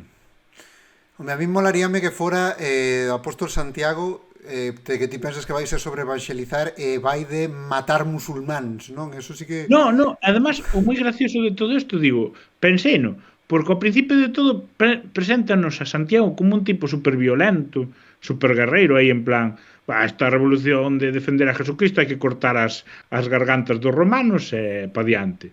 E Cristo como que o volve pacífico. Que no, No. Santiago, la violencia no es el camino, Santiago. Mi reino non é deste mundo, Santiago. Tranquilidade, Tens que poñer a Santiago. outra meixela, Santiago. Que fixeron os cristianos? Nada, As cruzadas. subilo nun cabalo, darlle unha espada e nada, a cortarlle cabezas a árabes, que era xusto que máis lle gustaba. Toma o Valium, Santiago, que agora... Garda escopeta. Garda escopeta, Santiago. Eu creo que é un bo momento para comentar que probablemente a mellor idea para unha película de terror galega ou unha partida de rol que escoitei na miña vida débese aquí ao compañeiro a Corte, que tiña que ver con que na Catedral de Santiago non se... como era? Non digas a miña idea, que me van a roubar. Bueno, pero está copyright que é da Corte, non se pode usar. Se alguén a usa, sabemos que saliu daqui. Bueno, pois veña, non a digo, xa contarás ti o día que Bueno, xa conto. Na Catedral de Santiago, en lugar de haber un apóstolo, hai un vampiro milenario enterrado, porque a catedral, como os vampiros non poden estar nas iglesias, sírvelle para estar aí escondidiño e pero se sacas o féretro para fora, xa está fora da iglesia. Xa pode salir en plan, xa non estou dentro dunha iglesia, vou-te comer. Pero as ceremonias Ensaino. do Xacobeo entendo que son sacrificios masivos de peregrinos para alimentar ao apóstolo. Clarísimamente. Por eso Dios. hai que abrazalo. Por favor, que alguén financie esta película, que sea cos fondos do próximo Xacobeo, ainda que sea, pero esta película ten que chegar ás salas, merece. Oiche, de que ano é esta peli do Apóstol? Pois non quixen saber. Non me fai moito, se digo que sai un colega meu, non ten 10 anos, o sea, terá 5 ou 6 por aí. Hostia, Que- pero, vale, pensaba que sería como do principios do 2000 ou algo así. Non, No. é bastante recente. Hostia, pois entón Ana Obregón xa, madre mía, Sí, por eso digo que non tiña 38 anos. É do 2016. 2012, pode ser. 16, 16. 2012 é do stop motion. E está protagonizada... hai unha cousa que a Paco se olvidou dicir. A película está feita por... o sea, o financiamento é latinoamericano e todo o mundo menos Ana Obregón é latinoamericano e está feita en español Oi, latino. sí, eu vina en español latinoamericano porque era a versión que había en YouTube. Está gratis en YouTube. Pero, estáseme olvidando un dato fundamental. A Reina Lupa ten un meigo ao seu dispor que eu estuve en toda a película pensando que era Miguel Bosé. Pero non é Miguel Bosé, non está en créditos Miguel Bosé. Pero vos vedes a película e dices, ese é Miguel Bosé. E ten superpoderes do estilo de amenazar a un tipo moi fuerte para que lle diga onde estás contido, Santiago Apóstol. Algún día falaremos da película de Cabalería Artúrica Rara de Miguel Bosé, a película de fantasía. Pero Pensaba que era do espacio a peli de Miguel Bosé. Tamén. Pois pode que teña dúas pelis entonces. Tamén. Non, é a mesma. Ostras. É a mesma. Ven unha especie de alien do espacio mentres están na época artúrica. Pero, bueno, creo que é momento de que defendades outra película. A mí non me quedou claro que a defenderas todos os xeitos, eu manteño, o sea, que lle bichos de boa a peli, porque que contaxe. Pero tú, todo o que che conti non che dan ganas de vela. Una película en la que Ana Obregón habla así, porque Santiago, eres muy osado, has venido aquí a Galicia, mi reino. A ver, no, eu sinceramente tampouco creo que a defendeses, porque esta sí que é indefendible. O sea, gracias por traer esta película, porque ahora parece que defendín unha peli de Oscar con Street Fighter. Bueno, Fer, de que nos vas falar ti a continuación? Vou cambiar de tercio completamente. Unha película, traigo vos unha película do 2015 dirixida por, non me acordo, pero teño anotado, dirixida por Chris Columbus, pero o máis importante é que está protagonizada por Adam Sandler, non? Unha destas persoas que, bueno, que aí ás veces notas un pouco de diferencia cultural con Estados Unidos, non? Un tipo que é cómico lexendario en Estados Unidos e aquí é sinónimo de pelis broza, non? En xeral. De peidos. Aquí é sinónimo de peideiro. Eso, de humor un pouco de que che cae unha merda na cara e cousas así, e cousas polo estilo. Pero Adam Sandler é que eu ás veces confundo con Ben Stiller. Sí, eso pasa a mí. Fixo Little Nicky, Adam Sandler fixo Little Nicky, sí. que é un puto peliculón. Pero tamén é humor de peido. Está aí na mitad. No, é humor Ah. de putas. Mira agora Little Nicky, é un pouco difícil. Volve ver Eu Little Nicky. tamén Aí, moito no na límite. época, pero volve ver Little Nicky, Xa levo deberes. Además, Little Nicky, hai que decir unha destas pelis que sen a dobraxe valería cero, non? Un pouco como Austin Powers ou... Claro, pero que eu creo que lle pasa eso, que é o que é efecto Austin Powers, máis que Little Nickel sea unha boa película. Bueno, pero non vou falar de Little Nicky, da que vou falar hoxe é de Pixels. Pixels é unha peli do 2015, se non vos acordades, xa vos lo digo eu, que no 2015 estaba moi a tope a nostalgia dos anos 80, que é unha cousa que, aínda que non rematou, diría eu, que todavía segue poñéndose moi en valor as cousas dos 80 e non é difícil atopar peña facendo referencias a pois, o que sei, a He-Man e cousas así, ou ser máis lonxe nos Guardiáns da Galaxia ou cousas polo estilo, E Ready Player One. ou a serie dos Goldberg, non? Cousas así. Eu creo que este era o pic, non? Que tamén cando sai, porque eu penso que tamén polo 2015 debe ser cando sai Stranger Things, non? Sí. Da pasei, creo. A peli das cazafantasmas tamén, non? Quero dicir, Cazafantasmas mulleres. que foi unha peli que estuve a piques de traer hoxe, pero Eu defendería tamén Cazafantasmas mulleres, ves? pero non, de momento non vou falar dela. Logo, se temos tempo, mellor facemos aquí unha defensa a dúo, a corte máis eu. Vale, vou falar de que vai a peli. A peli vai de que nos anos 80 hai como unha competición de videoxogos, non?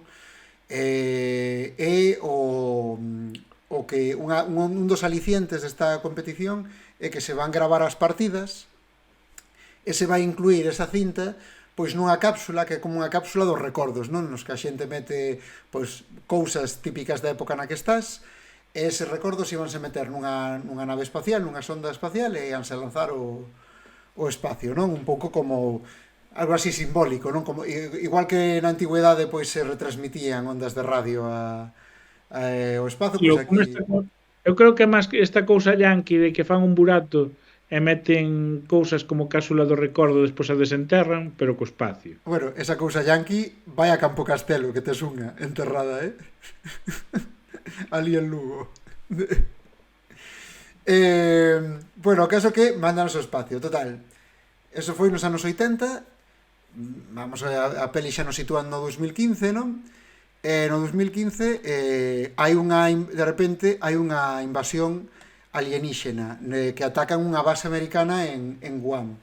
E resulta que estes aliens teñen o aspecto de personaxes de videoxogos dos 80.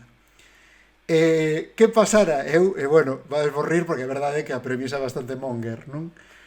Resulta que esa cápsula chegou ata unha civilización alienígena e identificou esas partidas de Space Invaders, Donkey Kong, Pac-Man, estes xogos, identificáronnos como un desafío, sabes? Identificáronnos como as forzas militares da humanidade acabando con seres de outras especies. Entón, esta raza alienígena decide aceptar o desafío e invade a Terra, non? Para ver se é verdade tanto do que presumen os habitantes. Hai que fazer un pequeno aparte aquí, porque isto resolvese en 15 minutos en Futurama. Sí, é verdade. É que a isto iba a mencionalo cando remate cando rematara a sinopse.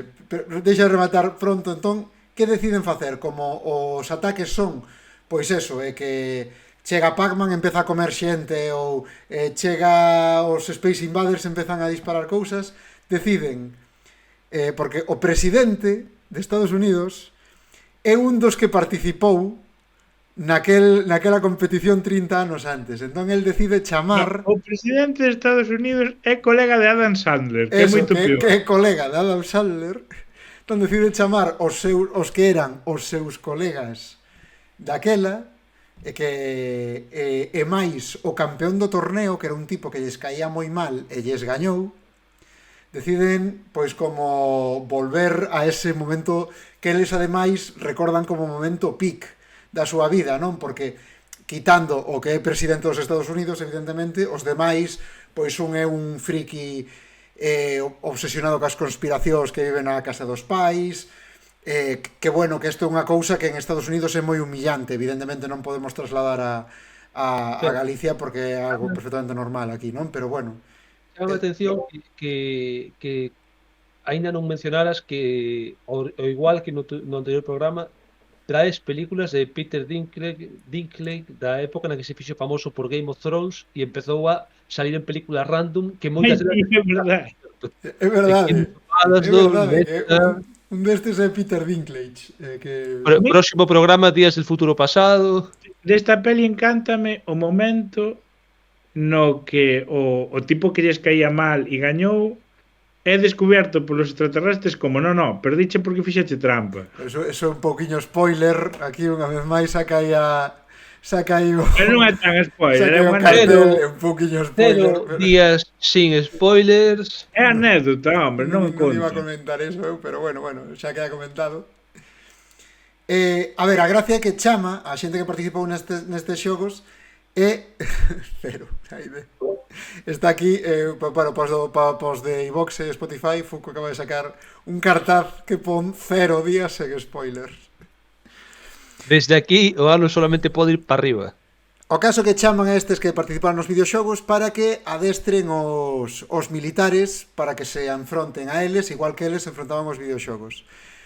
Pero non acaba de funcionar porque os militares non... Eso non é un spoiler, que non lle Eso pasa- funcionan os militares. Eso pasa ao principio, despois son eles os que teñen que coller os mandos e realmente enfrontarse, non? Os alienígenas.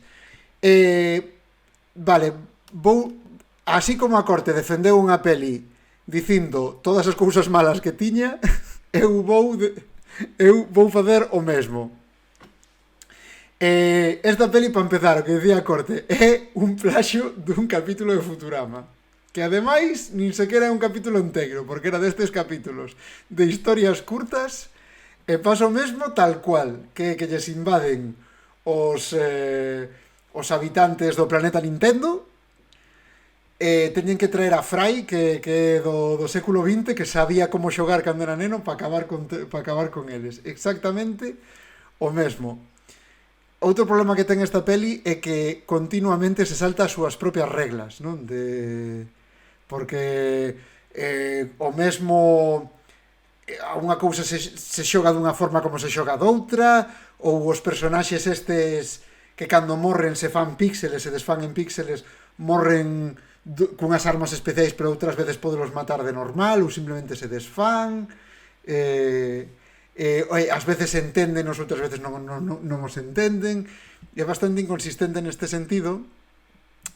Hai un momento no que un dos personaxes que é pixelado se convirte pois nunha persoa normal sen ningún motivo e cousas así, como que saltase continuamente os seus un spoiler sería contar o único chiste que me fai gracia da película, que me acabo de acordar del, e é o integrante do grupo que ten un fillo. O integrante do grupo que ten un fillo. Que ten un fillo ao final sí. E deixo aí. Sí, é verdad. Ese está bastante guai. Outra cousa mala que ten é que non ten sentido por exemplo, hai un momento no que se teñen que enfrontar a Pac-Man, non? Entón eles deciden, Pac-Man ataca unha destas cidades estadounidenses que é como unha cuadrícula, non as rúas. Entón eles van cos coches que teñen uns minis que é como se foran as fantasmas, non? Entón cando van perseguindo a Pac-Man, pero cando Pac-Man papa dos puntos teñen que fuxir del, non todo eso. Entón eles van conducindo os minis, pero claro, en que momento ser bo a xogar o Pac-Man se traslada a que sabes conducir un mini de puta madre para ir polas cidades, non? Ou ata que punto xogar ben a Space Invaders fai que se che dan un bazooka de láser teñes moi boa puntería, non? Eso é unha cousa que non... Entón, é unha peli moi inconsistente, é unha peli que non respecta as propias normas que ela mesma establece, e eu entendo que por iso é tan criticada, non? Pero é que é moi divertida, tíos. É moi divertida, e ademais é moi bonita. É de puta madre vendo esa mierda. E ademais é moi bonita. Rollo de que mola moito ver o Pac-Man aí brillante, pixelado, tal, aí, pero en 3D, non? E ademais, o xusto momento de Pac-Man ten unha parte moi graciosa que é cando aparece e tuve que anotar o nome, que non o sabía, é Toru Iwatani, que é o creador. O creador de Pac-Man, que fai un cameo moi divertido na peli. É unha película que teño que dicir que para min é moi de confort, porque como tampouco tens que prestar moita atención para enterarte do argumento, e moitas veces poño a de fondo, non? Teño que doblar roupa, miro a ver que hai en algunha plataforma, digo, hombre, mira, se está Pixels, pois veña, vamos ver Pixels por cuarta vez.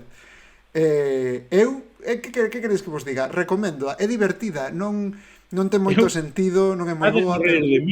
Vades borreir de min porque vou a decir, eu esta vina traballando, levando os nenos dun centro de menores que non é no que traballo ahora e noutro ao cine, e diredes, Paco, tú traballas ou vas con nenos ao cine?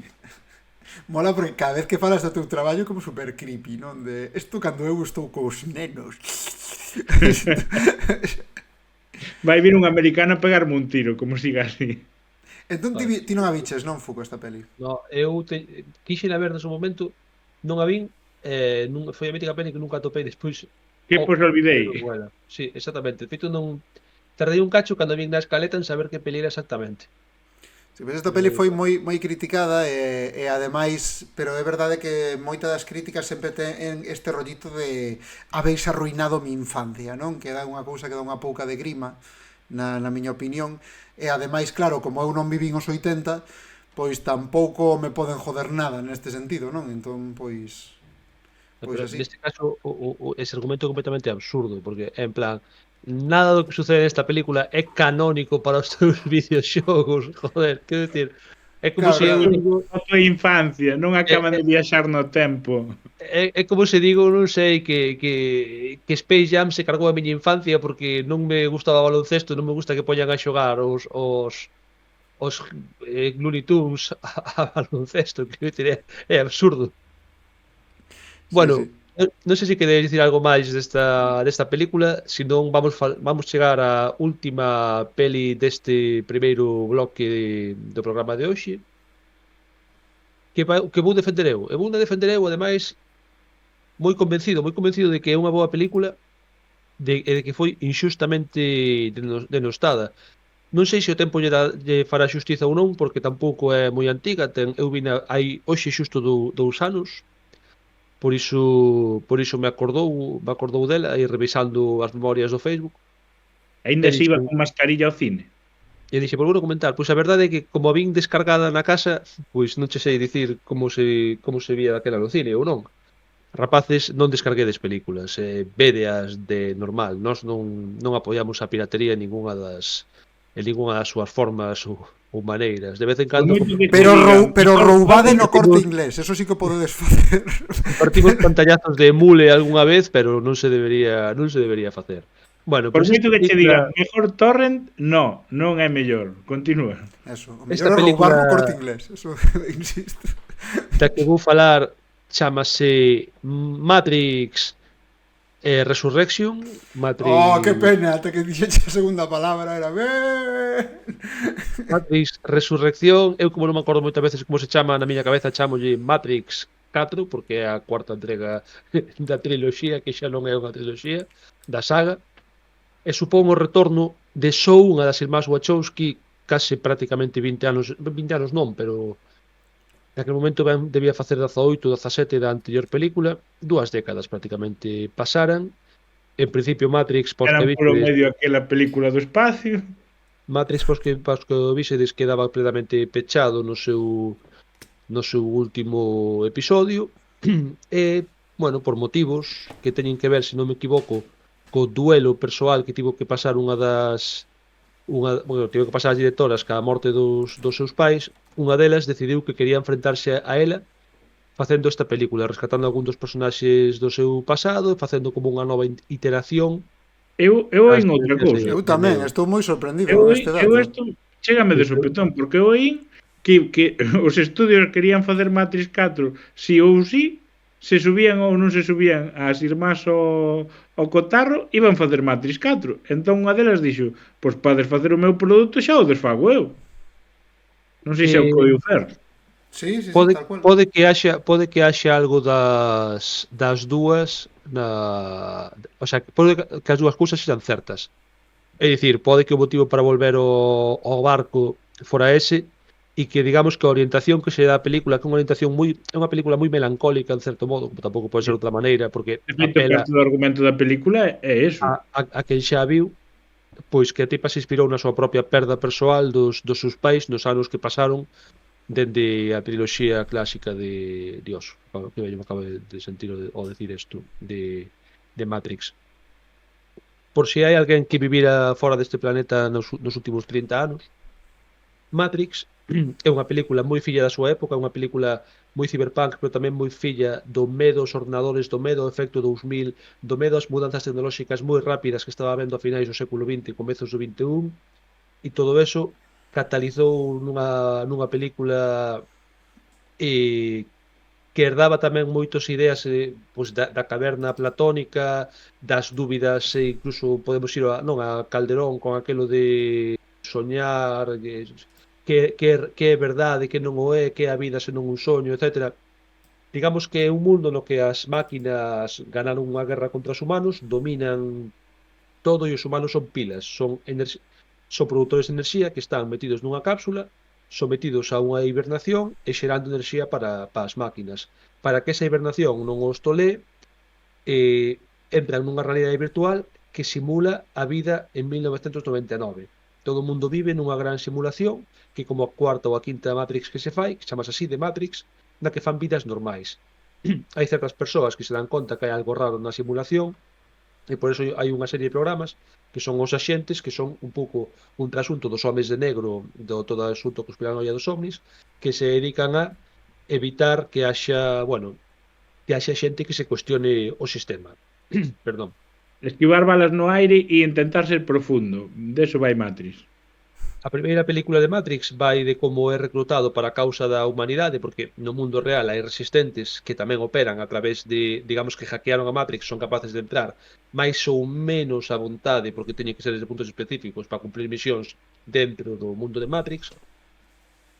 E Neo, o protagonista, digamos que acorda ao mundo real e comeza, bueno, pois entra no que é o grupo dos rebeldes, etcétera, ten, bueno, hai unha cumple unha profecía, o típico do cine daquela época. E ten unha segunda e unha terceira película que foron moi mal recibidas xa no seu momento, que ademais os anos para min non lle fixeron xustiza. A min a primeira película de Matrix gustaba moito, e a 2 e a 3 non me gustan. O sea, vexoas, pero non me din nada. E que tiveron un final relativamente pechado no ano 2003, penso que se A ver botou como faz para non spoilear tú ahora. non vou spoilear. Se veis que ata ahora solamente contei de que iba a primeira e sin spoilear as cousas importantes. A ver, o bo de Matrix 3 é que podes contar o final e como non se entende, pois tampouco faz moito spoiler. Como a cuarta empeza. Bueno, todos estes anos despois decidiron retomar a saga cunha secuela que xa de por si era raro porque dicías, é unha secuela dunha historia que quedou relativamente pechada. Home, sempre poden facer como nas secuelas novas de Star Wars, non? E dicir, en plan, pero en realidad... Bueno, un clon. Pois non. Deciden continuar a historia e volven un pouquiño a casilla de saída, porque Neo, que Keanu Reeves, volve estar con 20 anos máis por encima, nunha situación de partida, nun mundo que a priori nos parece que é falso, no que volve ter un traballo aburrido, volve sentirse fora de lugar, volve sentir que hai algo que non está ben, é dicir, é todo como volver á primeira película. A primeira desta película copia exactamente a da primeira, e despois hai moitos aspectos nos que te das conta que están facendo un reboot barra unha parodia, que non é unha secuela directa no sentido máis estricto, e que sí que son acontecementos que cronolóxicamente continúan os sucesos da triloxía original. Por que a defendo? A ver, xa vos digo que tivo moi malas críticas, pero para min, contra todo pronóstico, cerrou unha serie de cabos soltos que había nas películas anteriores que nunca me chegaran a gustar, e ademais no fondo son un sentimental, e digamos que nesta película retómase unha historia de amor que me parece especialmente emotiva. Pois eu creo que esta película o que pasa é que conectou con nós porque agora estamos cerca da edad do protagonista ficticio, digamos, que é un tipo que se dedica a teclear código durante horas e horas hasta que se acabe a súa vida insustancial e que soña con outras cousas mentre vive nese capitalismo. Porque a primeira película, que xa era eso, xa me gustou. En aquela época eu era un rapaz que non tiña ningún tipo, non tiña que fichar nin vender a miña forza de traballo, entonces pero na primeira película venden eso os 5 primeiros minutos e despois es Matrix, e nesta sosteñen durante moito tempo o tema de ir á oficina. Pero eu non creo que sexa por eso. Eu creo que, e deso quería falar, de como esta película é un reboot, porque en certo modo non continúa realmente, digamos, non é unha herdeira filosófica das anteriores, non se centra tanto na guerra entre seres humanos e máquinas, fala máis ben, creo eu, da xestión do día despois, da xestión de sociedades híbridas, da definición de que é un enemigo, que é un amigo, quen somos nós, quen son eles. Digamos que é como unha deconstrucción da historia original de Matrix que, aínda que a moita xente lle pareceu moi pesada, para min sentoulle ben, porque rompe o binarismo.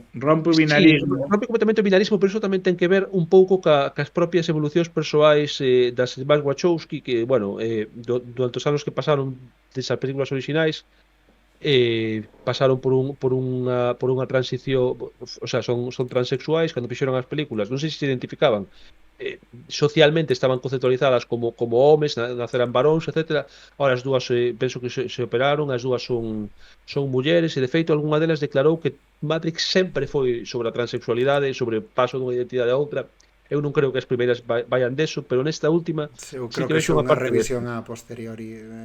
Pero Incluso me atrevería a dicir que recolleron as cousas que a xente di en internet as fixo, fixeron súas. pro, Pero bueno, eso é probablemente, unha opinión pero miña. Bueno, son quen nesta para eu reelaborar as teorías das Wachowski, pero Eu Pero nesta última sí que creo que, a ver, houve unha serie de críticas que houve ao grupo como críticas conservadoras a esta película que lle puxeron o inevitable San Benito de woke.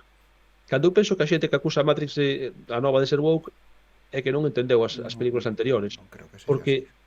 porque o que era woke nos anos eu, 90, o sea, eu creo que é excesivamente o referencial máis que pero wow. os propios discursos de Matrix nos anos 90 eran de por sí discursos, non vou dicir antisistema, pero sí que falaban moito precisamente da rebelión, da desobediencia, de cuestionarse o establecido. En esta película simplemente recolle esas mismas ideas, pero reactualizadas, porque hoxe en día o sistema, o establecido, cambiou. Hai unhas convencións sociais que son distintas e esas convencións estánse rachando digamos, en puntos de fricción distintos. Eu O creo que a recolle esta xente se película. esperaba unha peli de Matrix na liña das Matrix de finales de século, un rollo pois moito tiro, esquivar balas, algo de profundidade pero elevable, e se encontrou cunha peli que sigue outro esquema narrativo diferente e que se non te metes moito nela te quedas dormido. Eu non sei se Fuco, quero que acabes de defendela para meterme eu aquí a monte. Non sei se remata Da- xa. Dalle, porque bueno, hai dúas cousas que me gustaría mencionar. Unha é a aparición de Neil Patrick Harris Harris. como Russell, novo, bueno, digamos como un personaxe bastante importante para a trama, que a min particularmente parece moi simpático, porque non podía deixar de pensar que en aquel momento iba a sacar o código, O Bro Code. o Bro Code, é dicir, truco 35.000, o psiquiatra e tal. E o outro foi que ao principio da película, no mundo na nova Matrix, cando Neo está ali traballando de informático, aburrido, etc, el fixe un videoxogo que se chamaba Matrix, é dicir, é como que as anteriores películas están contidas nun videoxogo que el creou neste universo e hai figuritas do mesmo, e eu como un coleccionista de figuras pois, de Star Wars, tamén teño unha de Matrix e tal, pareceme como moi adorable o feito de que o protagonista de Matrix teña figuritas no seu despacho na cuarta película. Pareceme un rollo de meta referencial moi videoxogo bonito. ao que pudeche xogar porque a posteriori fíxose pa Don Neo, que era a triloxía inteira xogable no teu dispositivo de xogo que teñas. Sí, pero eu teño pa Play, nunca me pareceu tampouco moi brillante ese xogo, por consta. Eu pasei no ben. Pero bueno, Eu só xoguei o Fer, Enter de morde. Matrix. Clasicazo. Fer, morde. No, vai a decir que eu creo que esta película debería ter sido un vídeo de YouTube. E xa está. E xa está. É dicir, esta peli para min ten o interese de penso que Lana, por favor, corrixídeme se non estou no certo, eu penso que Lana Wachowski cagándose na Warner. Para min esa é a parte interesante da peli, que é o principio, pero que iso non é Matrix, iso é Lana Wachowski cagándose na Warner utilizando Matrix para iso. Eu creo que iso faz un vídeo de YouTube con Keanu Reeves e todo tal, o vídeo de YouTube no que metes uns pero diste isto copino do que quera Warner. Cojonudo, te descojonas, é algo que non é canon, é un divertimento, vale como revival de Matrix, e xa está. No canto diso fixeron esta peli que, claro, ten esa parte meta ao principio, pero na que parece que te estás tomando a coña o teu propio universo. E despois, que claro, que eu entendo, e sabendo o meta da peli, de si é que é certo, porque agora xa dubido, pero si é certo que lles dixeron, ímola facer igual, estedes vos ou non, sabendo ese meta, bueno, pois entendo, pero bueno, eso non me fai mellor a peli, eso fai que entenda mellor porque a fixeron, pero nada máis. Entón a primeira parte nese sentido está guai, pero para min debería ter sido como moito un vídeo de YouTube. A segunda parte pareceme un auténtico despropósito, empezando por ese Morfeo que non é Lawrence Fishburne, porque non quixo participar. O único con cabeza, dixo a Despois, tomar por culo. joder, Keanu Reeves está en moi bo estado físico para a súa idade, pero que Matrix é moi demandante, entón reducir os poderes de Neo a facer así cas mans como a quen Espectro Patronus, no? Como a Fer, onda vital. que está facendo, bueno, acaba de facer John Wick. Non sei que- como será John Wick 4 que non a vin, pero nas de John en Wick, John Wick mete moitas máis tollinas que na época de Matrix, pois non o souberon aproveitar, tío, aquí, está claro. Despois esa parte co Merovingio Homeless, hai Raruna tamén. Bueno, To- a mí Merovingio sempre me quedou moi mal, entón agradecín moito pelo así. todo, Pero dixo, o que decía antes a corte é super autorreferencial, esa parte na que entran nun sitio, estás vendo a escena das pastillas proxectada nunha sábana. Non sei, tío, é como un exercicio nostálxico que non ten nada que aportar. En riba ten unha cousa que ti antes puxéchelo en valor, e supoño que é unha cousa de opinións, pero eu para min é contradictorio o colore que establecen as tres anteriores, nas que o soño é acabar coa Matrix. A Matrix é o que nos priva de ver a verdade, é o que nos di Matrix, non? Por exemplo, o personaxe de Cifra. Cifra na Matrix 1 é o malo porque Cifra prima o confort, volver. sobre a verdade. En Matrix A ignorancia da felicidade, que decía. Eso. Dame a impresión de que en Matrix 4 o que deciden é, en realidade Matrix non está tan mal se creamos unha Matrix guapa. E a min pareceme que eso cágase un pouco. Pero eso non é eso xa é de Matrix 3. Pois é debe ser dicir, que non pillei eso en Matrix 3. A idea da coexistencia e todo ese rollo non é desta propia película Pero tampouco. na terceira, cando planteaban a coexistencia, era como si tú te queres ir e tú como sujeto estás en Matrix, pero tes pensamentos de esto es una puta mierda, me voy a una cueva. Veña, aí te pongo a cueva. É que Matrix Eso planteaba a terceira cando acababa. É que, a ver, as tres anteriores de Matrix, a Matrix é como un cárcere. E aquí, a Matrix mola porque aquí podo voar. Entón, claro, para min non. Para min é un despropósito. A primeira parte, un vídeo de YouTube, cojonudo. Pero sendo unha peli con estas dúas partes e que a segunda se cague tanto nas orixinais, eu non a compro, a verdade. Se fixeran un rollo como con... Que pensei que iba a ir por aí. Se fixeran un rollo como nun destos reestructurar as películas de Michael Myers, de, bueno, vamos a facer como que a 2 e a 3 non existen e tal. Pois, se con Matrix dixeran, pois a 2 e a 3 non existen e nun momento dado as máquinas colleron a Neo e o recapturaron e lle fixeron pensar que todo era mentira, digo, bueno, pois ao mellor. Pero tal e como me plantean, digo, é que así a 2 e a 3 e o sacrificio non me sirven de nada. Pois eu aí non estou nada de acordo, porque a min pareceme de feito moi cobarde a práctica esa que se fai no cine de terror, si de, pois tal película nunca existió, en plan, mira, tío, fixéchela, cagáchela, esa película está aí, existe.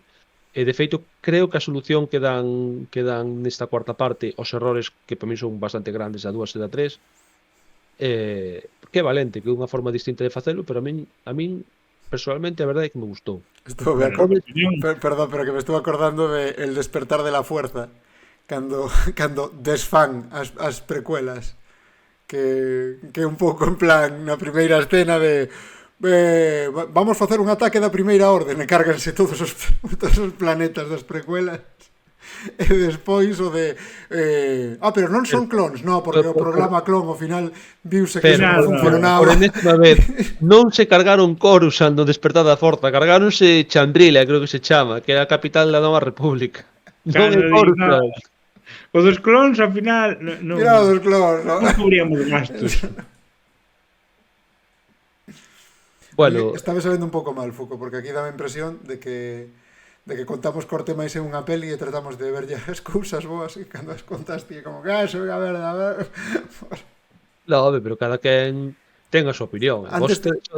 Sodes moi libres de estar equivocados sobre Matrix Resurrections, non pasa nada. Esta cultura hai que respetarla, Paco. Deu a impresión de que ibas chamar para facer un descanso, pero gustaríame despedirnos cun dato que non recordei dicir cando falábamos de Street Fighter. Agora que mencionaste eso dos videoxogos, acordoume que Street Fighter é un videoxogo, a película da que falou Fuko e a película do videoxogo non se lle chamou Street Fighter la película.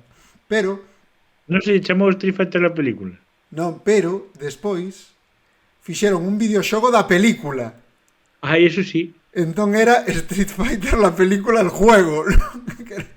Qué maravilla. Sobre ese tema, xa o comentaremos outro día, pero perdeuse Como esa bonita tradición de facer Dragon Ball, videoxogos de Dragon mierda Ball, la película e el que adaptan videojuego. peliculóns. Oye, Demos non me conta que sentí bien, perdón. fai uns anos as películas, as grandes películas así de produción e tal, de sagas e así, adoitaban ter videoxogos que as adaptaban. Claro. As precuelas de Star Wars tiveron a todas, as de Harry Potter tiñan videoxogos propios, os Señor dos Anéis tiña ainda que foran os Legos, agora se perdeuse, xa non hai o costume. Pero das de- Os Señor dos Anéis tiña os Legos e tiña As de aqueles superhéroes xogazos de Play 2, por exemplo. Tiñan xogos vos, os Señor dos Anéis. Las de superhéroes Claro. igual, Daredevil la película, el videojuego, Y- hai un y- de... E é como Hai que un desapareceu ese costume. Moi mal, Hollywood, deberías producir máis videoxogos baseados Shrek, la película, el videojuego, E saber cando sacan o xogo das bestas, tío, de... as festas do videojuego. Bueno, isto non dá máis de si, rapaces, así que vamos facer un descanso para beber, facer pis e todas as cousas que se fan nos descansos. E vémonos aquí enseguida.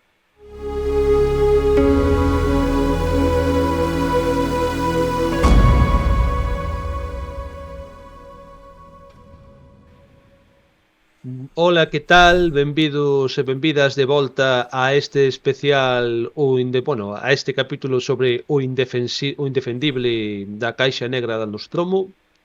Despois de que os meus compañeiros me machacasen por defender Matrix 4 impunemente, vai chegar o momento no que o machaque cambie de bando e empecen a caerlle encima ao noso amigo a corte, porque estou seguro de que a próxima película que vai traer é completamente indefendible. Non é así, Paco?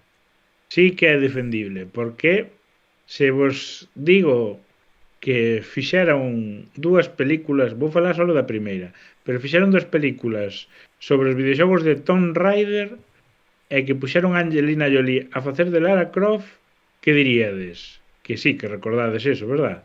Sí, Claro. claro. Eu vina no cine a primeira, de feito. Pois a primeira película empeza con Lara Croft entrando nun templo exipcio a esquivar trampas tal e coller unha movida que hai aí e de repente aparece un robot xigante que empeza a darse de hostias con ela, sacar unha radial dun brazo e casi matala. Ata aí. Algo que un arqueólogo se ten que enfrontar, non, a diario. Algo que podería pasar en calquera dos videoxogos de Tomb Raider vellos, que estás entrando nunha zona exipcia e de repente hai un robot ou un tiranosaurio. Eran as dúas Bueno, eso opcións. sí que é verdade, eso sí que pasaba nos xogos. Hasta ahora, das películas sobre videoxogos das que falamos, é a mellor adaptación. Pero resulta que todo era unha fase de entrenamiento porque o seu amigo que lle fai as fases de entrenamiento que vive no seu xardín lle programou o robot para entrenar. Total, vou a resumir rapidamente. Resulta que Lara Croft ten un soño con seu pai que lle di hai unhas piezas que che permiten viaxar no tempo, evita que os Illuminati as consigan. E dice, vale papá, descubre que hai un reloj que nunca vira, dentro do reloj que nunca vira hai unha pieza que se xunta con outra pieza que aparece máis pa diante e se xuntas as dúas piezas viaxas no tempo e ve a seu pai. Entón é todo un viaxe dun sitio para outro buscando piezas e enfrentándose aos Illuminati. Que vos parece? Bueno, Así dito non sona mal, o sea, sona a videoxogo. O problema é que un videoxogo non ten por que dar nunha boa película.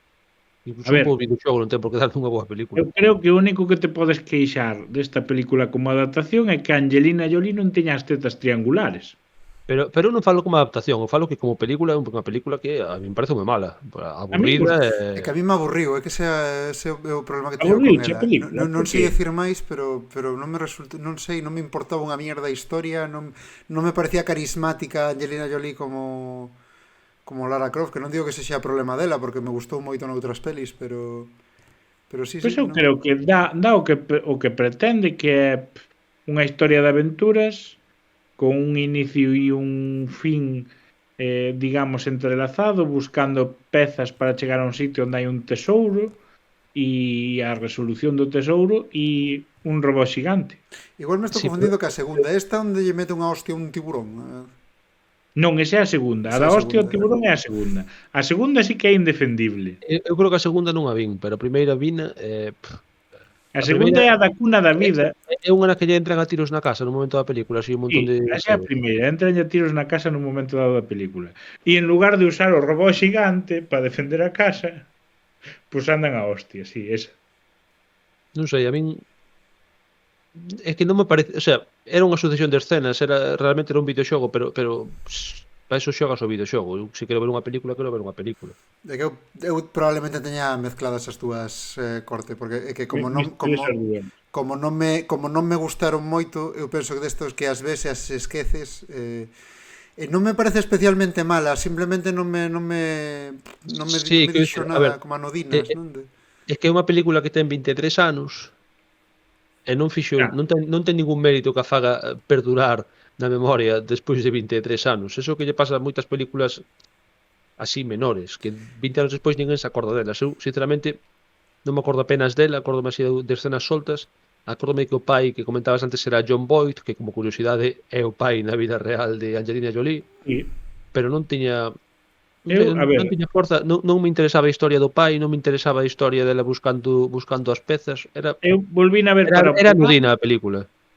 Eu volvín a ver para o programa e creo que actualmente se fan brozas peores, Ai, Pero, sí, por exemplo, eu non as vin, pero teño entendido que as novas de Tomb Raider son mellores. Ou por menos unha, non? Con Hai Alicia unha. Vikander. Sí, pero é que a Grijander. nova de Tomb Raider, Vikander. a nova de Tomb Raider está basada no último vídeo, bueno, nos novos videoxogos de Tomb Raider, que sí que xa teñen unha historia máis elaborada, digamos. Entón, con iso xa xogas de outra maneira, con adaptar os videoxogos dunha tipa que pega tiros a tiranosaurios, pois é máis difícil. Non, pero non é tan difícil, porque o personaxe en sí, que é unha arqueóloga experta en combate e tal e cual, ti podes facer unha película interesante con eso, quero dicir. Ao A ver, final, non deixa de ser Bueno, un Indiana Jones muller. claro, é sí. que ao final ela non deixa de ser Indiana Jones muller, e as pelis de Indiana Jones son guapas. Arqueóloga, bueno, está a ver estuca fricada, pero arqueóloga técnicamente non é, non? Que o xogo Saltatumbas. Eso é, Bueno, realmente era busca tesouros, non? En plan, De feito, deso había unha serie tamén. sí, Sí, é verdade. Pero demasiado boa. O mellor que hacer tesoros é a mellor adaptación, como a adaptación de Tomb Raider que Tomb Tamén era Raider. bastante coñazo, polo que recordo dela. A mí gustaba a serie. Bueno, pasemos a outra película. Vale. Bueno, xa que non queres Bueno, seguir vale. defendendo, Non a defendo máis. Xa dixen todo o que tiña que dicir. vamos pasar a outra. Ahora vamos facer, en certo modo, un doblete. Antes tamén falamos de películas que estaban conectadas, porque falamos de Zack Snyder, e ahora imos, en vez de que o elo común sexa o director, vamos falar dunhas películas protagonizadas pola mesma persoa, que polo que se vai ver esta noite, un auténtico experto en comerse piñazos contra a taquilla. Creo que vai empezar Fer falándonos dunha desas películas, así que nada, Fer, cando queiras. Pois por suposto vou falar dun señor que deu para que a peña puxera nomes moi chungos aos seus fillos, non? Estou falando de Kevin Costner, non? Non coñezo a nadie que se chame Costner. Non, pero o mítico Kevin Cosme, eso houve un par deles por aí adiante. Normalmente Kevin Costner Rodríguez e cousas así, o que lo fai máis divertido, non? Pero sí, falamos de Kevin Costner, que no ano 1997 fai un tour de force, que é unha palabra moi de crítico de cine, dirixe e protagoniza Mensajero del Futuro. Si sabedes o que significa Tour de Force, deixade en comentarios, grazas. Sí, É como de Francia, pero máis pequeno. un saúdo, o que é verdade, un saúdo o que chegou o noso podcast buscando Callers do Cinema, por certo. Excelente. Excelente.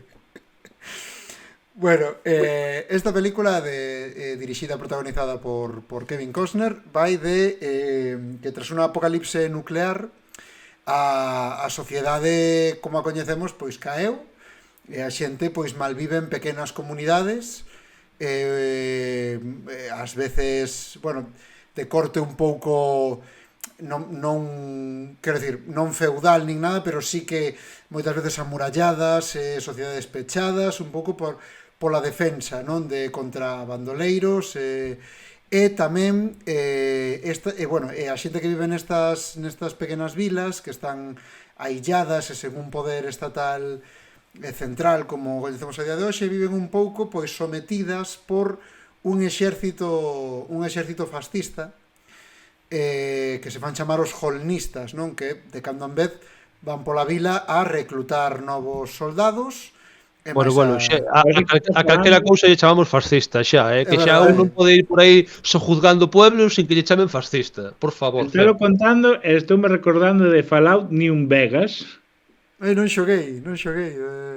No, diremos que a premisa desta película, que está baseada nunha novela de Michael Crichton, se parece sospeitosamente á premisa dun libro de Darío Joan Cabana.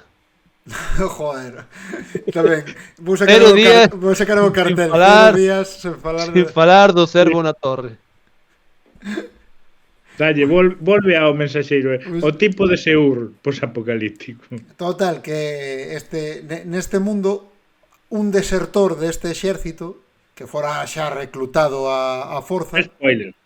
Eso é spoiler, joder, que se non... Claro, a película do desertor. A ver, o problema é que a peli dura 3 horas. Entón o mellor é verdade que isto pasa cando levas 1 hora de peli, pero aínda é principio, diría eu. No, ademais, quero dicir ti, bueno, sí.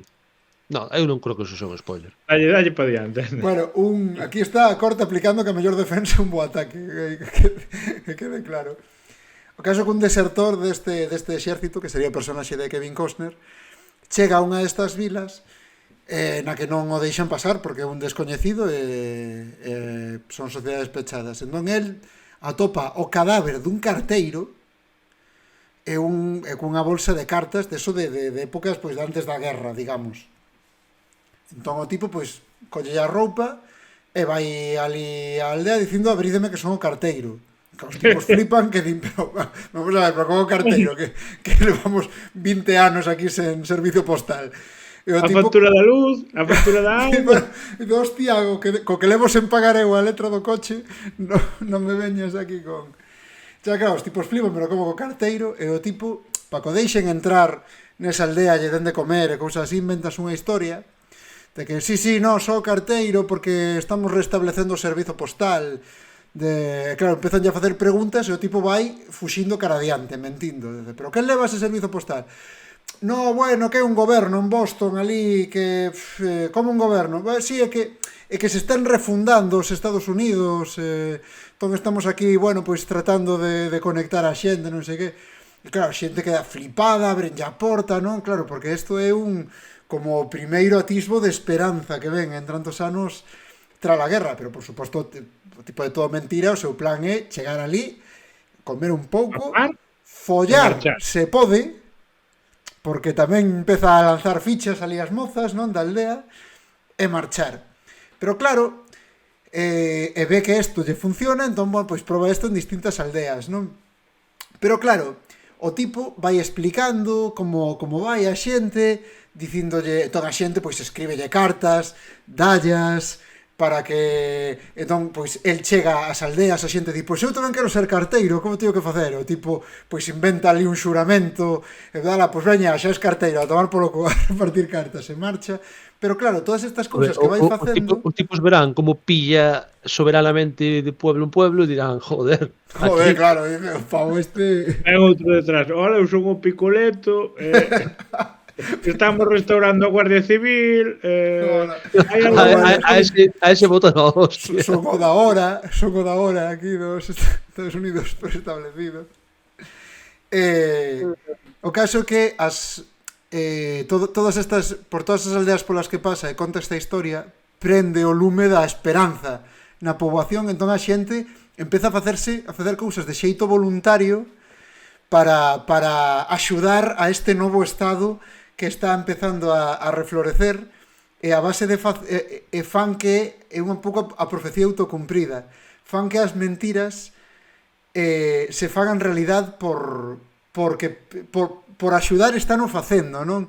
E chega un momento, bueno, pois no que a xente se poña seria e haxe unha pila de carteiros realmente repartindo cartas e realmente conectando a xente e que a xente empece a volver a reconstruir a sociedade, non? Bueno, isto por suposto xenerará un conflicto con este exército fascista tal, que bueno, que desencadenará un pouco o clímax da película. Pero eu co que me quedo é con isto, non? Con esta película como é unha oda ao poder da esperanza, non? De que xente que vive na mierda, pero en canto ven que un novo mundo é posible, están dispostos a... Esta xente descreída, esta xente que vive na merda, está disposto a traballar en pos diso porque ven a esperanza, non? E para min é unha peli cunha mensaxe super positiva e super elevada ao mesmo tempo, que diste, pero que vale, que igual é un pouco telefilm de pola tarde na súa factura, pero a min esta idea sempre me pareceu moi interesante e penso que a transmite moi ben. Había uns personajes chamados butaneros porque non lles chegaba o gas ás casas, entón levaban unhas botellas de butano. A ver, eu creo que o problema desta película é que si, a mensaxe de dar esperanza e de como esas esperanzas poden construir mundos mellores é unha mensaxe moi bonita e moi tal, pero a película é aburrida, quero dicir. E Pode ter unha lenta. mensaxe... Claro, é que ese é o problema, que lle sobra metraxe por todas putas partes. O sea, pasan demasiadas cousas nesa película. E o viaxe é unha moi importante que eu despois vou fiar coa outra gran película de Kevin Costner, que nesta película pasa algo moi común nos anos 90, que é que Kevin Costner chega a un pueblo e alguén queira procrear con el para ter variabilidade para a súa semilla, basicamente, porque eso pasa nesta película e pasa na outra película da que imos falar. O sea, e creo que nas dúas Kevin Costner tivo algo que ver co guión. Así que se non é unha das maiores, nunca mellor dito, sacadas de pirola que a alguén se lle ocurriu nunca nunha sala de guionistas de vou ser o puto amo e onde vaya, todo o mundo vai querer reproducirse comigo, porque non é rollo botar un kiki, non, é ter descendencia comigo porque son un superhome. Kevin Costner non tes a boa. Antes de ir con esa da que vas parte agora, dicir unha cousa, cousas malas que recoñecer a esta peli, factura de telefilm, demasiado longa, pasan demasiadas cousas. A resolución final, que non vamos falar dela, pero a resolución final é unha das peores resolucións que vi no cine. Moi mal gravada, tío. Moi mal gravada. Vos, a ver, para non caer en spoiler, vos imaginadevos pois a batalla do abismo de Helm do Señor dos Anéis e que sexan primeiros planos de xente a rolos, non? Que non te enteras moi ben do que está pasando, pois si, ten un desenlace moi tróspido, non? Si, estes son para min as cousas que levan a xente a dicir a odiar esta peli. Mira, na do Planeta dos Simios, de Batalla por el Planeta de los Simios, hai mellor resolución de batalla que aí. E logo non moi ben aproveitado, por exemplo, o malo que Will Patton, que é un tío bastante mítico así de secundario do cine dos 90, está, pois por exemplo, está en Armageddon tamén, está, bueno, en varias pelis comerciais da época tal, e que creo que un tío que ten bastante boa presencia en pantalla, que un tipo que bueno, que actúa ben.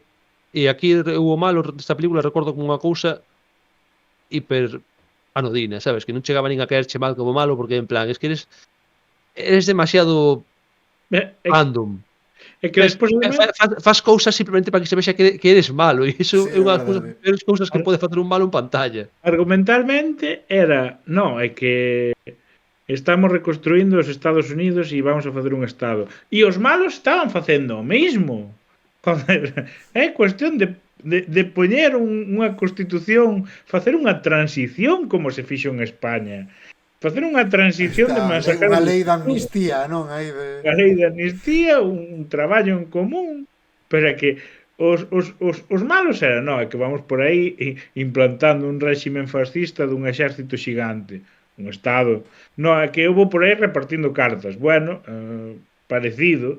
Necesitamos carteiros no noso exército fascista, non? Tamén, é que hai un detalle desta película que sí que me parece simpático, que é ao principio, que creo que Fernando comentaches, que o tipo antes de ser Carteiro subsiste como actor shakespeariano de pueblo en pueblo. Sí, Que, sí, que usa o seu burro para eso tamén. O sea, o seu compañeiro de reparto nas obras de Shakespeare é o seu burro.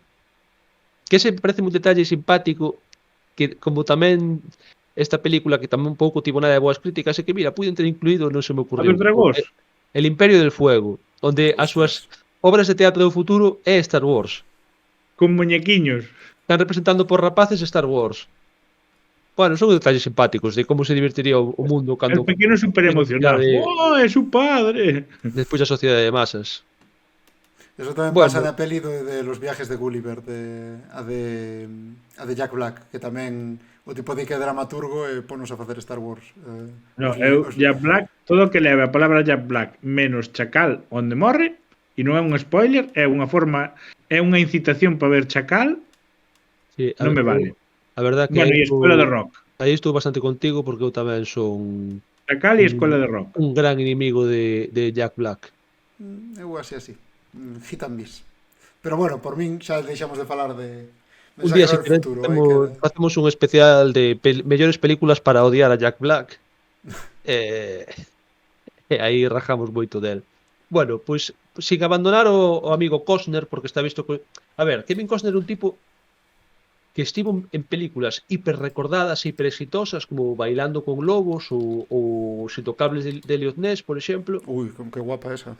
pero que despois nos 90, a mediados dos 90, porque esta película que dixeches ti creo que é do 97, 97. creo é do 95, pois a mediados dos 90 tivo aí como un bache enorme do cal eu creo que nunca se chegou a recuperar de todo, porque nunca chegou a alcanzar novamente o éxito, pois por exemplo da propia Bailando con Lobos, que foi Mensaxeiro do Futuro, e a outra foi Waterworld. Waterworld, por dicilo rapidamente, é este mundo no que os casquetes polares... O mundo do váter, como di o seu. Mundo váter.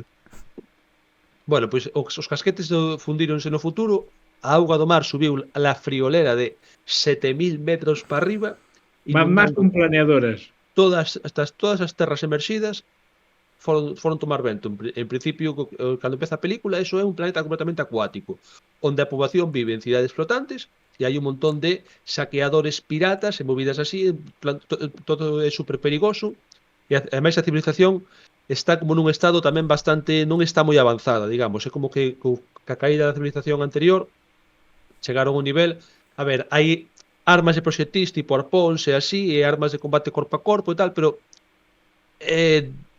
vamos, son bastante atrasados, digamos. Non é medieval, pero tampouco é unha cousa para tirar foguetes. É certo que os barcos, creo que recordar que hai barcos que teñen motor e barcos que non, fabrican unhas hai motos acuáticas. Pois, O que pasa é que se te acordas, son os malos os que teñen os motores, por eso lle chamamos smokers. Smokers. E porque fumaban. Ben, pois neste mundo hai un viaxeiro que vai de cidade en cidade, que é Kevin Costner. Ata ahora todo se parece sospeitosamente a Mensaxeiro do Futuro, que é posterior a esta. É que, digamos, mal, e quixo reintentalo, e saliulle peor. Nunha das súas viaxes chega a unha vila onde tamén intentan procrear con el, porque tamén intentan quedarse ca súa semente, porque debe ser que Kevin Costner... Pero que hai un motivo de por que a súa semente...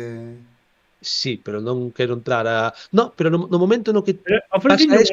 Tamén, non? No momento no que pasa eso que ti dis, Fer, ainda non se sabe. Ofrecenlle unha nena. A él ofrecenlle procrear para ter variabilidade xenética. Porque ali senón eran todos primos, basicamente. E bueno, chegan os Smokers, que o malo é Dennis Hopper, mitiquísimo Dennis Hopper, que é o que lidera esta banda de saqueadores de marítimos, e digamos que pasan cousas, el acaba facéndose cargo dunha nena e dunha muller, que a nena leva tatuado nas costas o camiño mítico á soñada terra firme, que non se sabe se existe e a quen tatuamos a esta adulta que pode soportar o dolor ou a unha nena por puteala. Pois tatuamos a nena. E que tatuaron de bebé ou como? Porque esa... Eso nunca cho din, pero a mí a película parece entretidísima. Vai crecendo a nena, vai ter o mapa anchea. Tens que ter unha notable suspensión da credibilidade pero a película pareceme que está ben contada, tendo buratos de guión por todas partes. Un deles moi grande, por certo, e isto non é un spoiler porque non é unha cousa super importante da trama, que acabo vos de dicir que que o nivel do mar subiu 7.000 metros, non? Entonces, aunque está por riba do Himalaya, etcétera, e as cidades hoxe en día, Nova York, por exemplo, teria que estar nunha fosa inalcanzable, porque 7.000 metros, se vos acordades do que lles pasou a aqueles señores do submarino do Titanic aí atrás, pois unha profundidade moi tocha. Pois hai un momento no que Kevin Costner leva de paseo a unha das protagonistas en plan, mira, vas, porque o tipo vende quincallada que sacou de ruínas e elas dinlle que iso é unha prova de que ten que haber terra emerxida, el di que non, e que o sacou do fondo do mar e leva a saber os restos como de Nova York ou algo así. Que en plan, non a me ver, acordo desa parte, ostras. sí, e en plan, El vendía terra, el vendía terra. esta cidade tan grande é imposible que estea tan cerca da superficie, porque sería unha cidade que no mundo antigo, no mundo noso, estaba situada a unha altitude relativamente baixa. Pero eu creo que nesa película o que pasaba é que todo o mundo teorizaba que non había terra, que non podías chegar a unha terra. O tatu da nena era, non? Ou algo así. Pero que era un rollo moi largo de Noé. Era algo mítico, algo que non se tiña claro. E despois hai outra cousa que me parece un detalle buísimo desta película, que non podo senón mencionalo, que a base dos malos é o petroleiro Exxon Valdez, que eso é como se aquí faz unha película na que os malos están, a súa base é o petroleiro Prestige. O petroleiro Exxon Valdez, para que non os saiba, foi un petroleiro que causou un gran desastre ecolóxico nos Estados Unidos, foi un pouco o seu Prestige, digamos, ou un dos varios que foi no Golfo de México, por aí, non?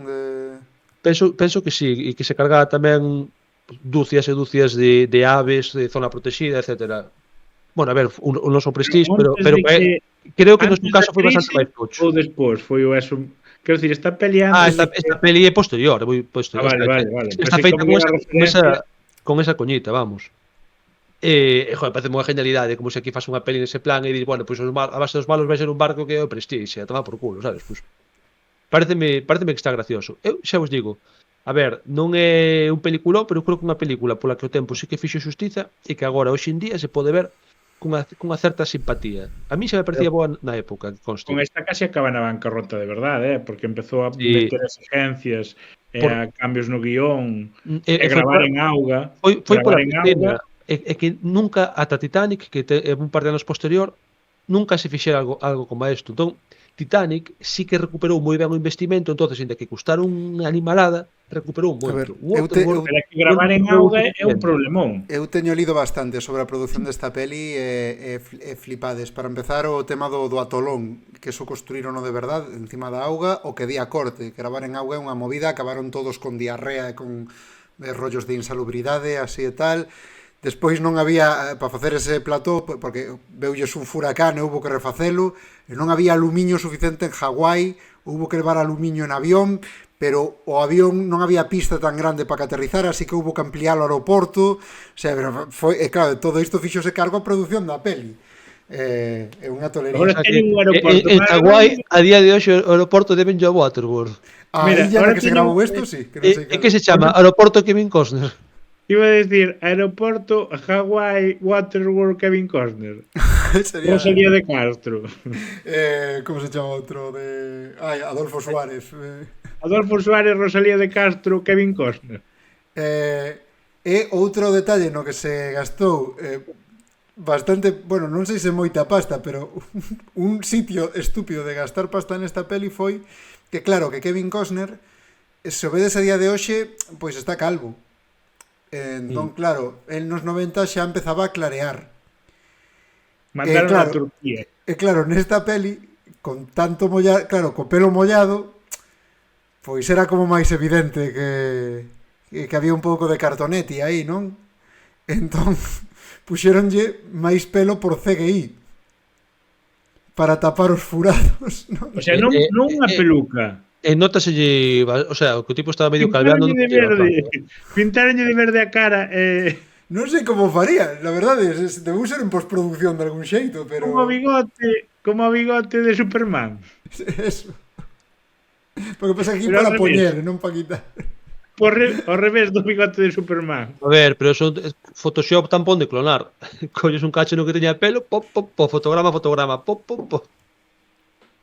Bueno, vamos, non sei se tens algo máis que dicir de Waterworld. Eu digo que eu estou contigo nesta. A min Waterworld sí que me gusta. A mí mólame. Parece unha peli Pero guai. porque non oculta que realmente é Mad Max nunha piscina. No, quero dicir, eso está moi ben, porque eu creo que é unha película que se toma super pouco en serio a si mesma. Ten unha banda sonora espectacular de James Newton Howard, que mola moitísimo. Parece que está moi ben. E eu creo que aquí pasa, é unha cousa que eu sempre denuncio, que penso que pasa en España, que é que aquí collemos sen contexto o que se di dunha peli en Estados Unidos e a xente aquí repíteo, non? Como en Estados Unidos arruinou o estudio ou algo así, ou porque esta peli perdeu pasta a Dios, non porque non fixera pasta despois nos cines, senón porque era imposible, porque tuvo construindo un aeroporto e todo iso, era imposible recuperar os cartos.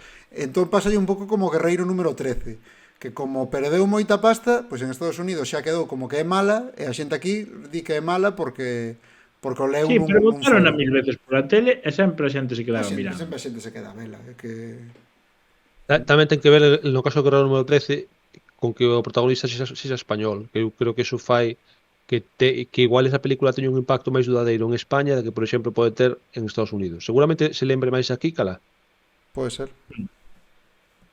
Pero bueno, quería dicir algo importante desta película de Waterworld, antes de que se me esqueza, que creo que tamén é moi valente empezar unha película, unha superproducción desas características, co protagonista mexando nun vaso, metendo nun filtro e bebendo É verdad, tío. outra vez de volta. Hai poucas introducións de películas posapocalípticas que eu coñeza que te metan tan ben na realidade material merder do mundo que habitan os protagonistas como esa, Mira, que eu teño aí unha duda científica. notas bebendo pis. Eu teño unha duda científica. Si se derriten de todos os casquetes polares, a auga salgada non sería menos salgada? No, porque os casquetes polares son agua salgada, É unha boa pregunta. Os do Polo Norte supoño que sí, porque esos son, pero claro, na Antártida é auga que está sobre terra. O sea, que supoño que non. Supoño que sí que se resentiría a salinidade aí de... Sí, pero non sei se Pero chegaría. o que sí que sei é que non sube 7000 metros a auga.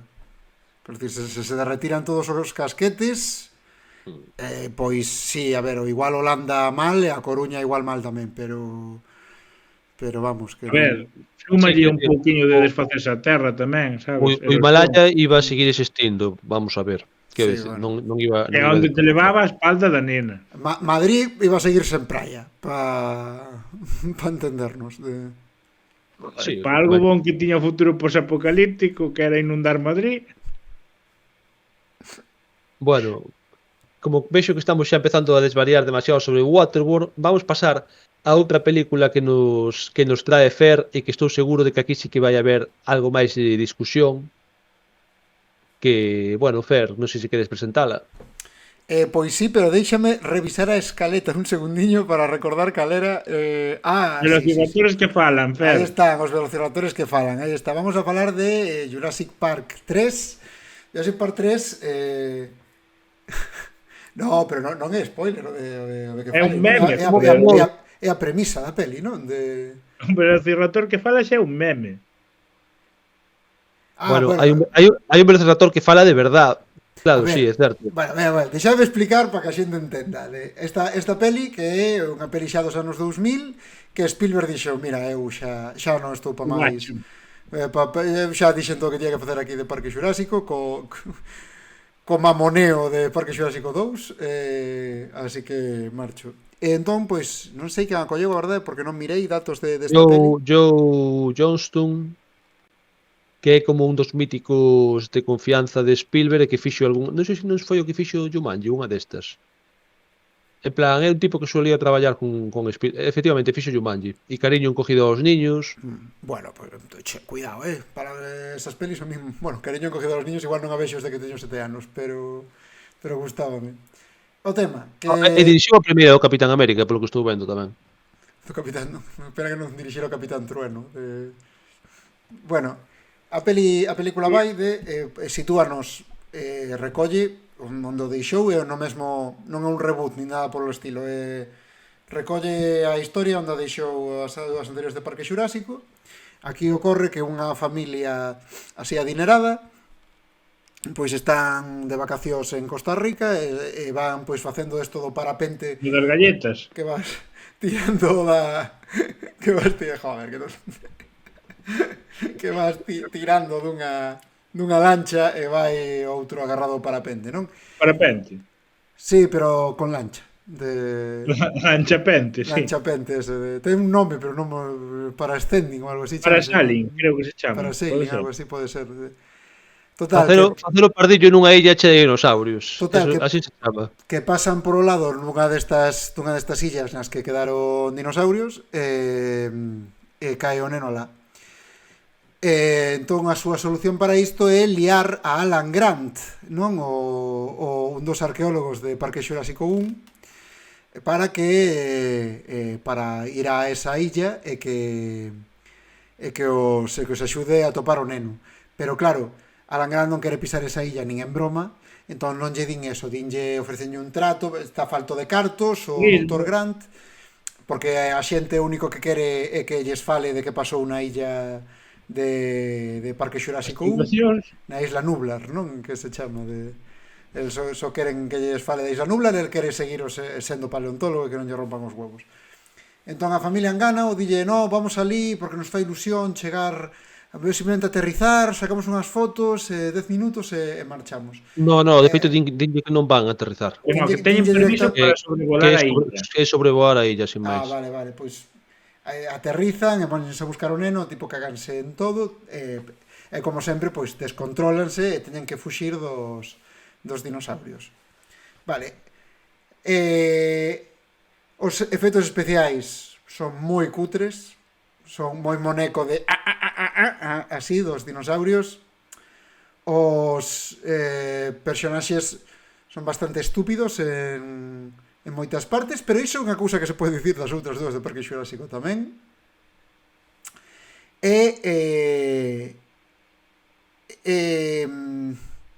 Foi unha pinza que a terceira que vai dicir. Bueno, esas dúas cousas... é o momento do Velociraptor que fala, que porque unha parte da peli na que Alan Grant está investigando como os velociraptores tiñan unha cavidade que presumiblemente lles permitiría pois emitir sons cos que se comunicar, non? Cos que falar entre eles. Entón el, cando vai no avión, ten un soño no que soña con que está no avión e aparece un velociraptor e empeza a falarlle, non? Entón, claro, unha parte un pouco, pois, que dá bastante risa, non? De forma involuntaria da peli, a xente acórdase moito diso. Pero eu creo que ten moitas virtudes. Por exemplo, primeiro é que fuximos da puñetera manía de casi todas as pelis de Parque Xurásico, que vai de que monta un parque, escapanse os dinosaurios. Esta, polo menos, escapa diso, non? Esta van a rescatar un fulano, un Mas sitio escaparon infestado. os dinosaurios, non tens que Xa introducir está. o parque. Xa non hai que... Pero en Parque Xurásico 2, sí, tuveron que inventar outro parque para que se volveran a escapar.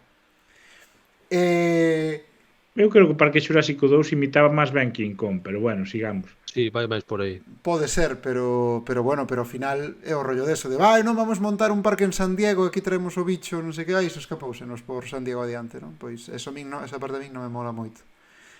E despois, que gusta de moito que recuperen o personaxe de Alan Grant, que para min era o mellor personaxe da película original, e moito me jodeu que non estuvera en Parque Xurásico 2. Entón, pois, mola Eu aí vou eso levar a contraria, Fer, con un tema.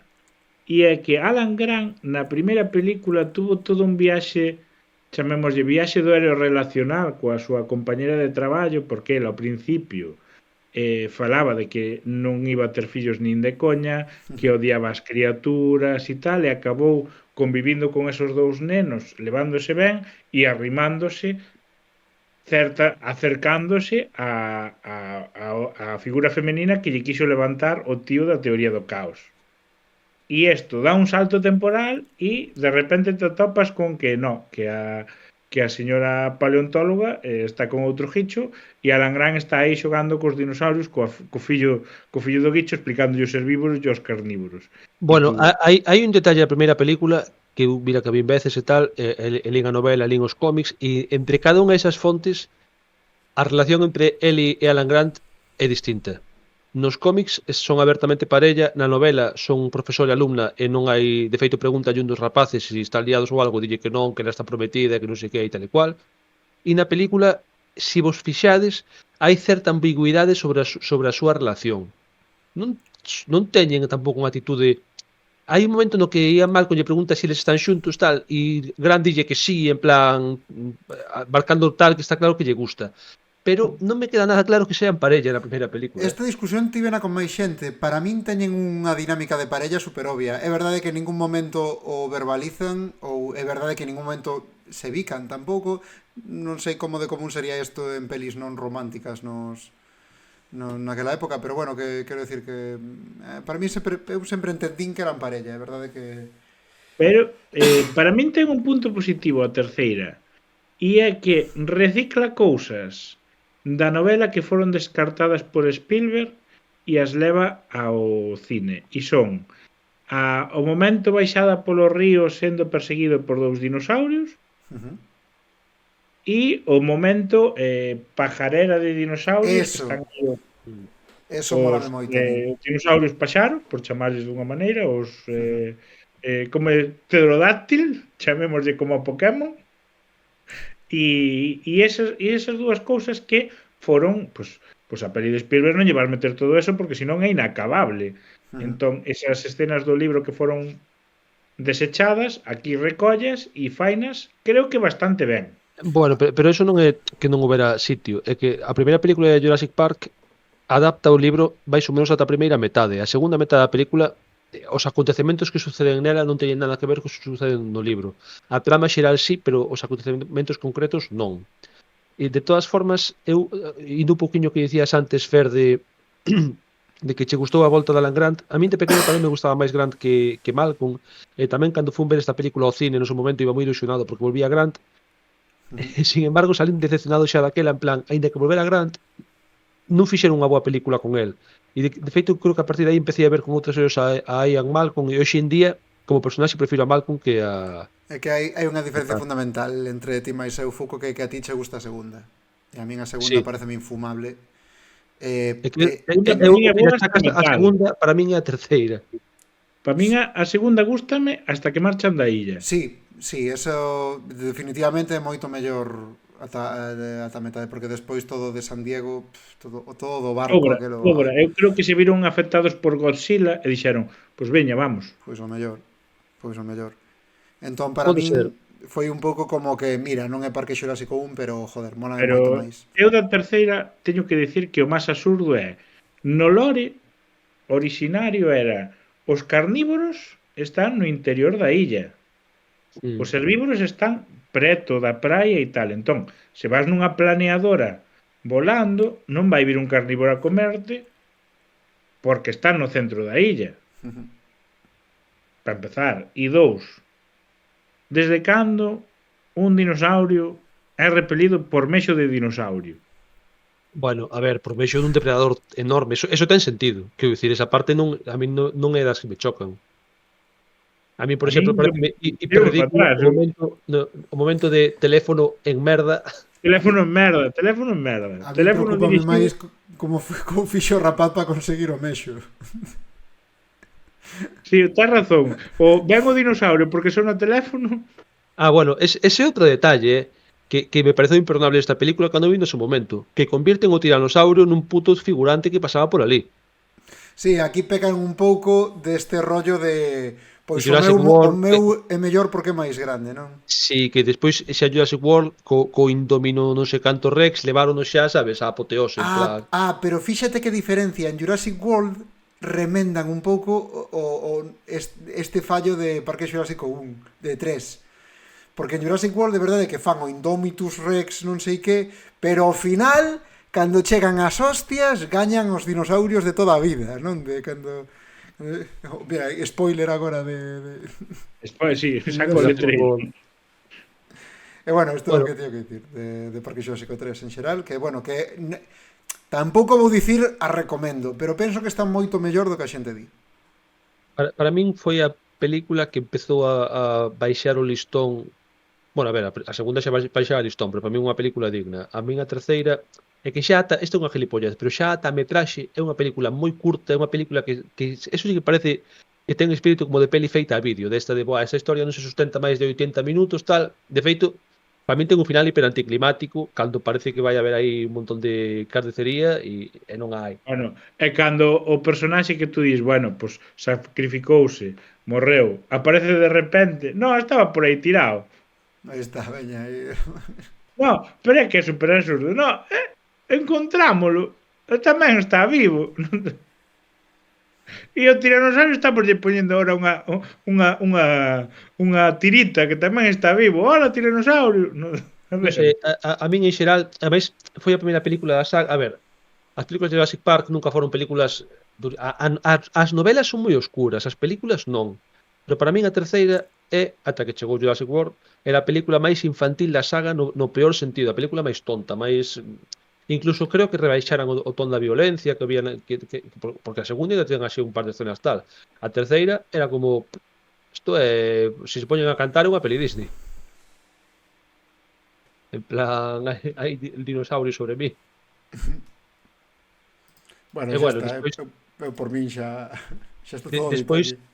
destacar que hai unha cousa que sí que recolleu moi ben da segunda e que se volveu a recoller moi ben en Jurassic World, que é de os mercenarios son a xente máis patana que existe sobre o planeta Terra, sempre é xente con cero comprensión do espacio no que se moven, das criaturas ás que se enfrentan, de como tratar a un depredador de 50 millóns ou 100 millóns de anos, bueno, non deixan en moi bo lugar a ese oficio. Pero nada, rapaces, eu, si queredes, podemos comentar unha última película que traio eu. Estamos, a verdade é que vos deixamos aquí un ronsel de pelis que a peña detesta e que nós, máis ou menos entre todos, fomos sacando motivos para defendela e motivos para darles unha nova oportunidade.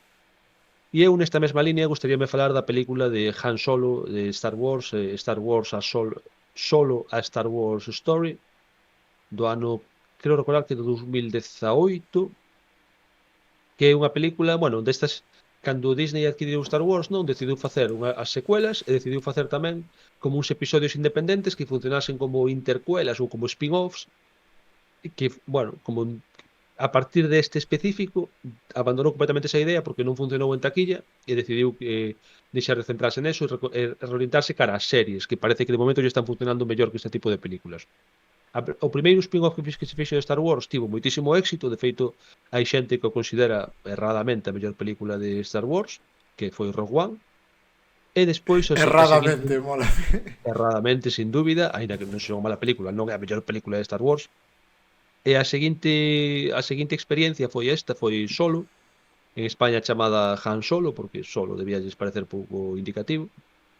E foi un non teño os números de taquilla na cabeza, pero foi un fracaso, é dicir, creo que pola a crítica non lle deu demasiada estopa, pero que a taquilla que a obviou completamente, que foi a película de Star Wars, creo que menos recadou, ou que dicir, que foi notablemente máis baixo o seu éxito e a retribución que lle deu o estudio que calquera das películas anteriores, incluídas as precuelas, incluído todo o que se fixera até ese momento de Star Wars.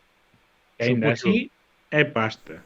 Quero Sí. dicir, ser a película de Star Wars que menos pasta fai significa ser unha película que fai pasta.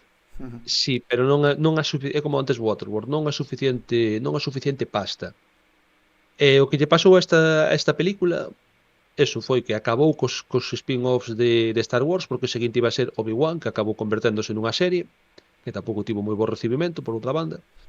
E esta película, que eu creo que en algún momento pensou tamén na posibilidade de dar pé, non sei se a secuelas de Han Solo, pero si a novos spin-offs de personaxes como Lando Calrissian, ao final non se fixo.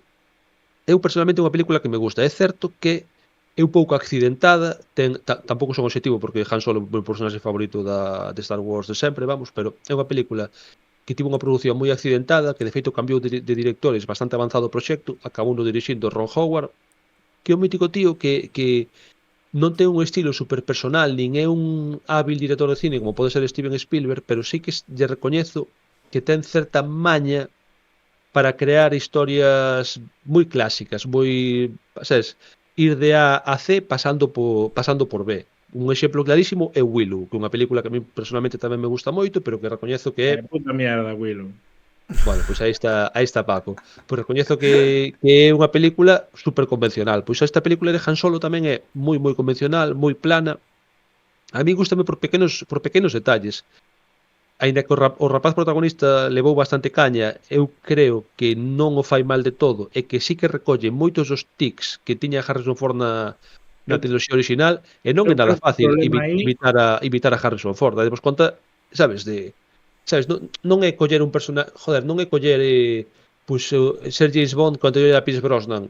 Non, sabes, é coller a Sí. un personaxe e un actor moi míticos e intentar facelo ben. Creo eu que o creo que rapaz o fixo problema aí é que o que fai de Lando o come Sí, vivo como estou de personaxe. acordo, Sí, estou sí, sí, 100% de acordo. completamente. Glover, non me acordo como se chama de nome. Tipo de comunista. Childish Gambino, o cantante, o que fai de... E un dos protas é Troy en Community. É certo que devora completamente o personaxe. De feito, eu o primeiro que dixen cando vi Han Solo foi xa me jode que nunha peli que se chama Han Solo, o meu personaxe favorito, se xa Lando Calrissian. É que é un tipo con moito carisma, o fulano ese. Sí que foi un pouco putada o que lle fixeron o actor. Para que non podes escoller a un tipo como secundario, un tío que é moito mellor que o actor principal, dito a bruto. E además poñéndolle o reto de, pois tes que ser Han Solo de pequeno, sabes? A mí, Tes que ser a mí unha cousa, un detalle esta peli que non me molou, que é unha peli que a min me gusta bastante, teño que dicir, gusta máis que Rogue One, un detalle que non me gustou que é bueno, dous detalles que non me gustaron, que pasa que son máis ou menos ao mesmo tempo. O primeiro, que se desvele porque lle chaman Solo a Han e que o motivo sexa tan estúpido. Para eso a min... A mí pareceume moi guiño a cruzar México con Estados Unidos e que o tipo que te está atendendo o funcionario non teña nin puta idea do que lle estás dicindo, sabes? Un rollo, pues López. Haxa algo deso. E o segundo que vai dicir Fer é que a marcha imperial exista intramundo. É un detalle moi criticado da Como película. Isto perdino, non? O exército do Imperio utiliza a marcha imperial nas súas oficinas de reclutamento.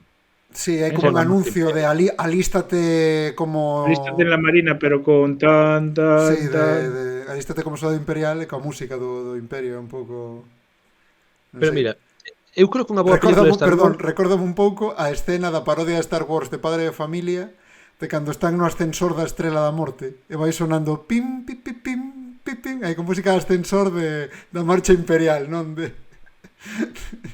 Pois eu creo que unha boa película de Star Wars porque, para empezar, recorre varios xéneros como que é unha cousa moi tradicional da saga. Eu creo que fai bastante ben, porque é unha película de asalto a casino, digamos, a gran atraco, máis é unha película con partes de película bélica e de rollo 12 del patíbulo. É unha película con escena de asalto ao tren que é unhas cousas máis Está western. super guai, tío. O asalto ao tren de Solo mola moitísimo. Pero ese momento é máis o momento no que están casi cara ao final nunha cantina e aparecen os seus inimigos tal, e el sale, aí ese plano de que se ve a pistola, que está levando a man a pistoleira e tal. A mí pareceme que son uns guiños ao western geniais. Despois ten toda a parte da mina. Quero dicir, é unha película que igual que lle pasa as dúas primeiras películas originais de Star Wars, eu creo que a terceira fai un pouco menos, camiñan entre varios xéneros e todos os que tocan fano con bastante dignidade. E despois ten ese momento de presentación de como se coñeceron Han Solo e Chewbacca que a mí pareceme genial. A min parece temos unha tira o cabeza. Temos unha desta. Gústame, pero é como cando te fas unha folla de personaxe xogando a rol e dis, vou meterlle estes puntos nesta característica, te olvidas e de repente o máster che pon eso aí en plan, pues según esta ficha sei falar francés. Podo falar con este francés? Hola, señor francés. Pero con un Wookiee gigante. Bueno, e aí tamén teño que dicir como friki do antigo universo expandido que nesta película recuperaron varias referencias a ese universo no canon antigo de Star Wars, no universo Legend, supónse que Han Solo desde pequeno convivira con a Wookiee porque, bueno, todo ese rollo que poñen nesta película tan dickensiano de que foi criado nunha cuartilla de ladróns e tiña que roubar para sobrevivir e tal e cual, é certo, está sacado do antigo canon que era bastante parecido, Pasa que vivía nunha nave espacial de ladróns en vez de nunha cloaca, pero a trama era a mesma, e como a súa protectora dentro do gang era unha Wookiee. Eu non sei se aquí quixeron facer algo parecido e quitaron do metraxe final ou algo así, É que pero intenten, moita motivación. é que na metraxe inicial intenten poñerche un Java alternativo que sexa unha gamba, unha puta gamba turbia. Pero Non eso me moi de acorda. eso moi de Star Wars, quero dicir, as razas alienígenas sempre son moi grotescas na saga. Xa o eran Unha gamba que na lle ten original. alerta ao sol. Tío, que cando se mete na cantina na película original, hai un lobisome ligando cun verme, unha cousa así Sí, rarísima. é verdad. Quero dicir, Star Wars é A eso. diversidade. tamén, Sí. completamente. Só- Bueno, creo Vai que a Rebel Moon, Paco, tes que ver Rebel Moon. Vou ver Rebel Moon. Un único comentario recuperando o que falábamos antes da Marcha Imperial. Creo que non me gusta en xeral, é unha cousa que está pasando desde que Disney marcou a franquicia, que a inserción de cousas do mundo fan que se meten dentro da historia real, non? O sea, da historia canon. Por exemplo, isto da Marcha Imperial, ou por exemplo o tema de que os Stormtroopers non dan unha, non? Que eso en Mandalorian é unha coña continua e a min, como coña de fan, mólame, pero se os pos que sexan uns patáns Que de se verdade,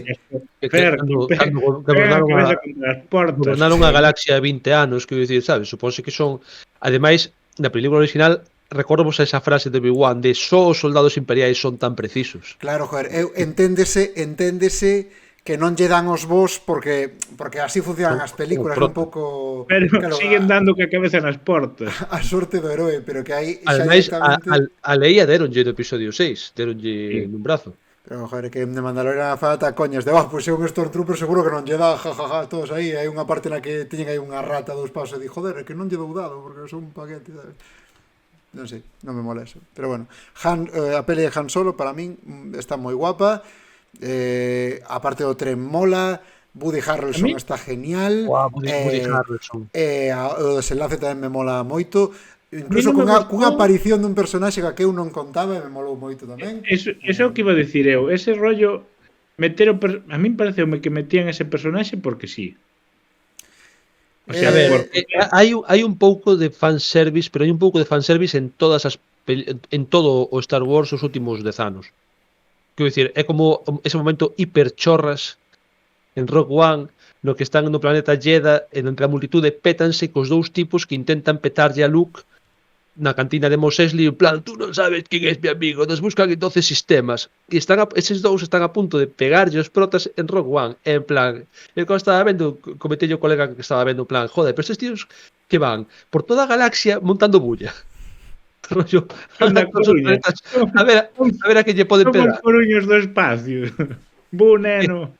é que é un rollo excesivo, e unha cousa que sí que é certo que pasa moito, pero que sempre pasou en certo modo bastante en Star Wars, que sempre se intentou que todo estivera relacionado, todos os personaxes, joder, é como no episodio 3, Yoda fixo a guerra clon en Kashyyyk con Chewbacca. Sí, En plan, tío, é unha galaxia gigantesca, joder, como se conoce todo o puto E por mundo? certo, adeus Chihuahua, sabes, foi un rollo así.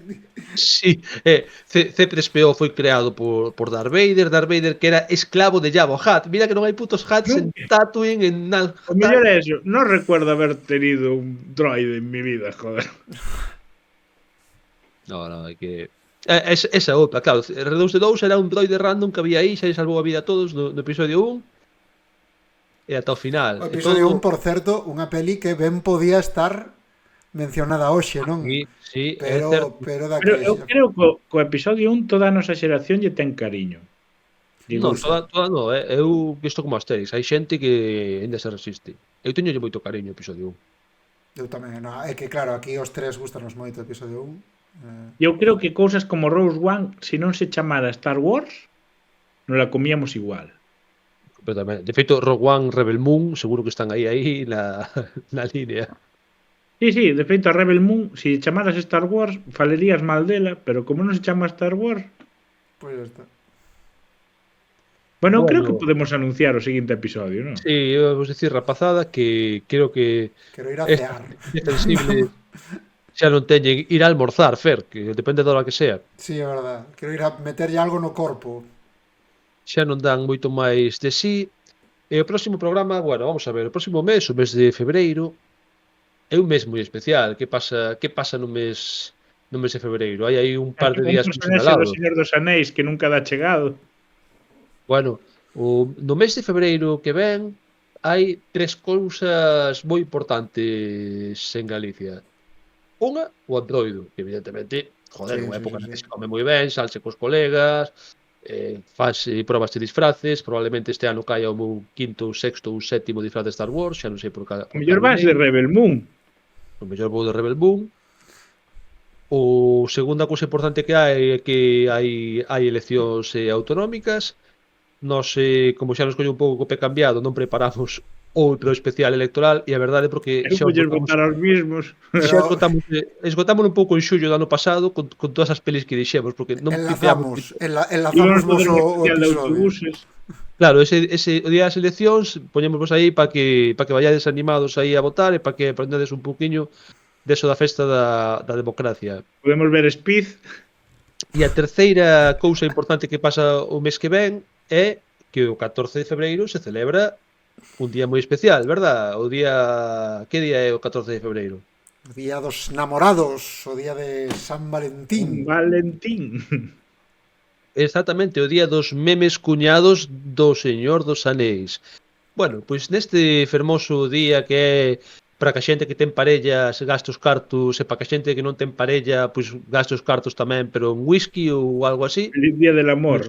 nós imos facer un programa especial especial monográfico, realmente son todos, porque sempre falamos dun tema. Monográfico, sí, porque... No, outra cousa A non mí hai. pasa pero- moito tamén, o de referirme aos programas como o especial non sei que, pero claro, non poden ser todos especiais, non? Bueno, pero imos facer un programa moi especial, aínda que non vai ser un especial. Imos facer un programa sobre cine romántico, pero de todo tipo, cine que fale de amor, tanto de echar a lagrimita como de non botala así máis, é dicir, Xa que espeare. de chorar. Seguro que algún destes fala de leyendas de pasión, eu non vou ser porque me dá moitísima pereza, non creo que haya Os visto puentes de para este Madison. programa. Os pontes de Madison, eso xa é.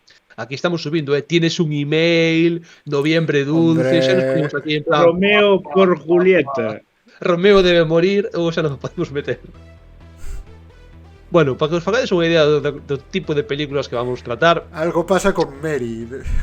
bueno, o que pasa con Mary é a máis bonita Mary, historia de amor da súa Sobre época. todo cando trinca a pirola ca cremalleira do pantalón, ou cando bota léfano. Pareceramos unha parvada, pero eu sempre teño Eu moito botei cuidado léfano, cando tope. vou cando vou facer pis, cando cerro a cremallera, sempre desde que vi esa película, Eu Teño compro moito pantalóns cuidado, con botóns desde Porque que vi ademais- esa película. hai unha escena na que se ve o collón agarrado pola cremallera. Que horror, tío. Pois deso vai o programa que ven. De collóns agarrados. O collón de Nicolas Cage, o collón. Hostia, especial Especial collón. collón. Especial Así O collón. collón de que- Nicolas Cage, o collón de Algo pasa con Mary, Ai, que o collón de Franco. Así que nada, se estades máis solos que a unha e ese día non tedes nada que, bueno, non creo que botemos exactamente o día 14, pero non tedes nada mellor que facer, ninguén que vos ature, podedes vir aquí a aturarnos a nós na caixa negra a nos promo. Bueno, aí, porque será o 13, non? Se todo vai ben. Cando... Claro, sí, si vos colle que ben o ben. día, pois xa podes escoitar o día seguinte. Así que nada, rapaces, pola miña parte, Fer, Paco, foi un placer, como sempre. Creo que hoxe discutimos pouco porque solamente había desavenencias en películas moi específicas que eran Había- por algún motivo. O ano que ven por estas fechas podemos facer o especial Matanzas. Especial matanzas, ostras. Matanzas do porco. E nada, bueno, pois pola miña parte darvos as grazas e convidarvos ao próximo episodio de hoxe nun mes, que se suele decir. Dadle ya like, cuidado, que isto dicímolo Suscribidevos, pouco. que non vos estades suscribindo. Ah, sí, compartide. Dicídelo pouco. Oístes, os likes en iVox tamén se poden dar e tamén cunden a Dios, eso, veña. E sabedes que mola moito que comentedes. Ah, sí, gústanos sempre e respondemos sempre porque non temos vida. Así que A veces hasta respondemos 3 veces. sí, é verdade. E que saibades que todos os comentarios que nos aparecen nas nosas redes, todos pasan polo grupo, porque é como, "Buah, tío, volveron a comentar", en plan, pero hai xente que nos está comentando, que nos está escoitando de verdade. O sea que xa sabedes, alegrastenos o día e nada. Espero que vos alegremos nos a vos tamén un día destes con as nosas reflexións sesudas sobre cine. ¡Feliz ano! Feliz Veña, rapaces, ano, corta verdad? este 2024.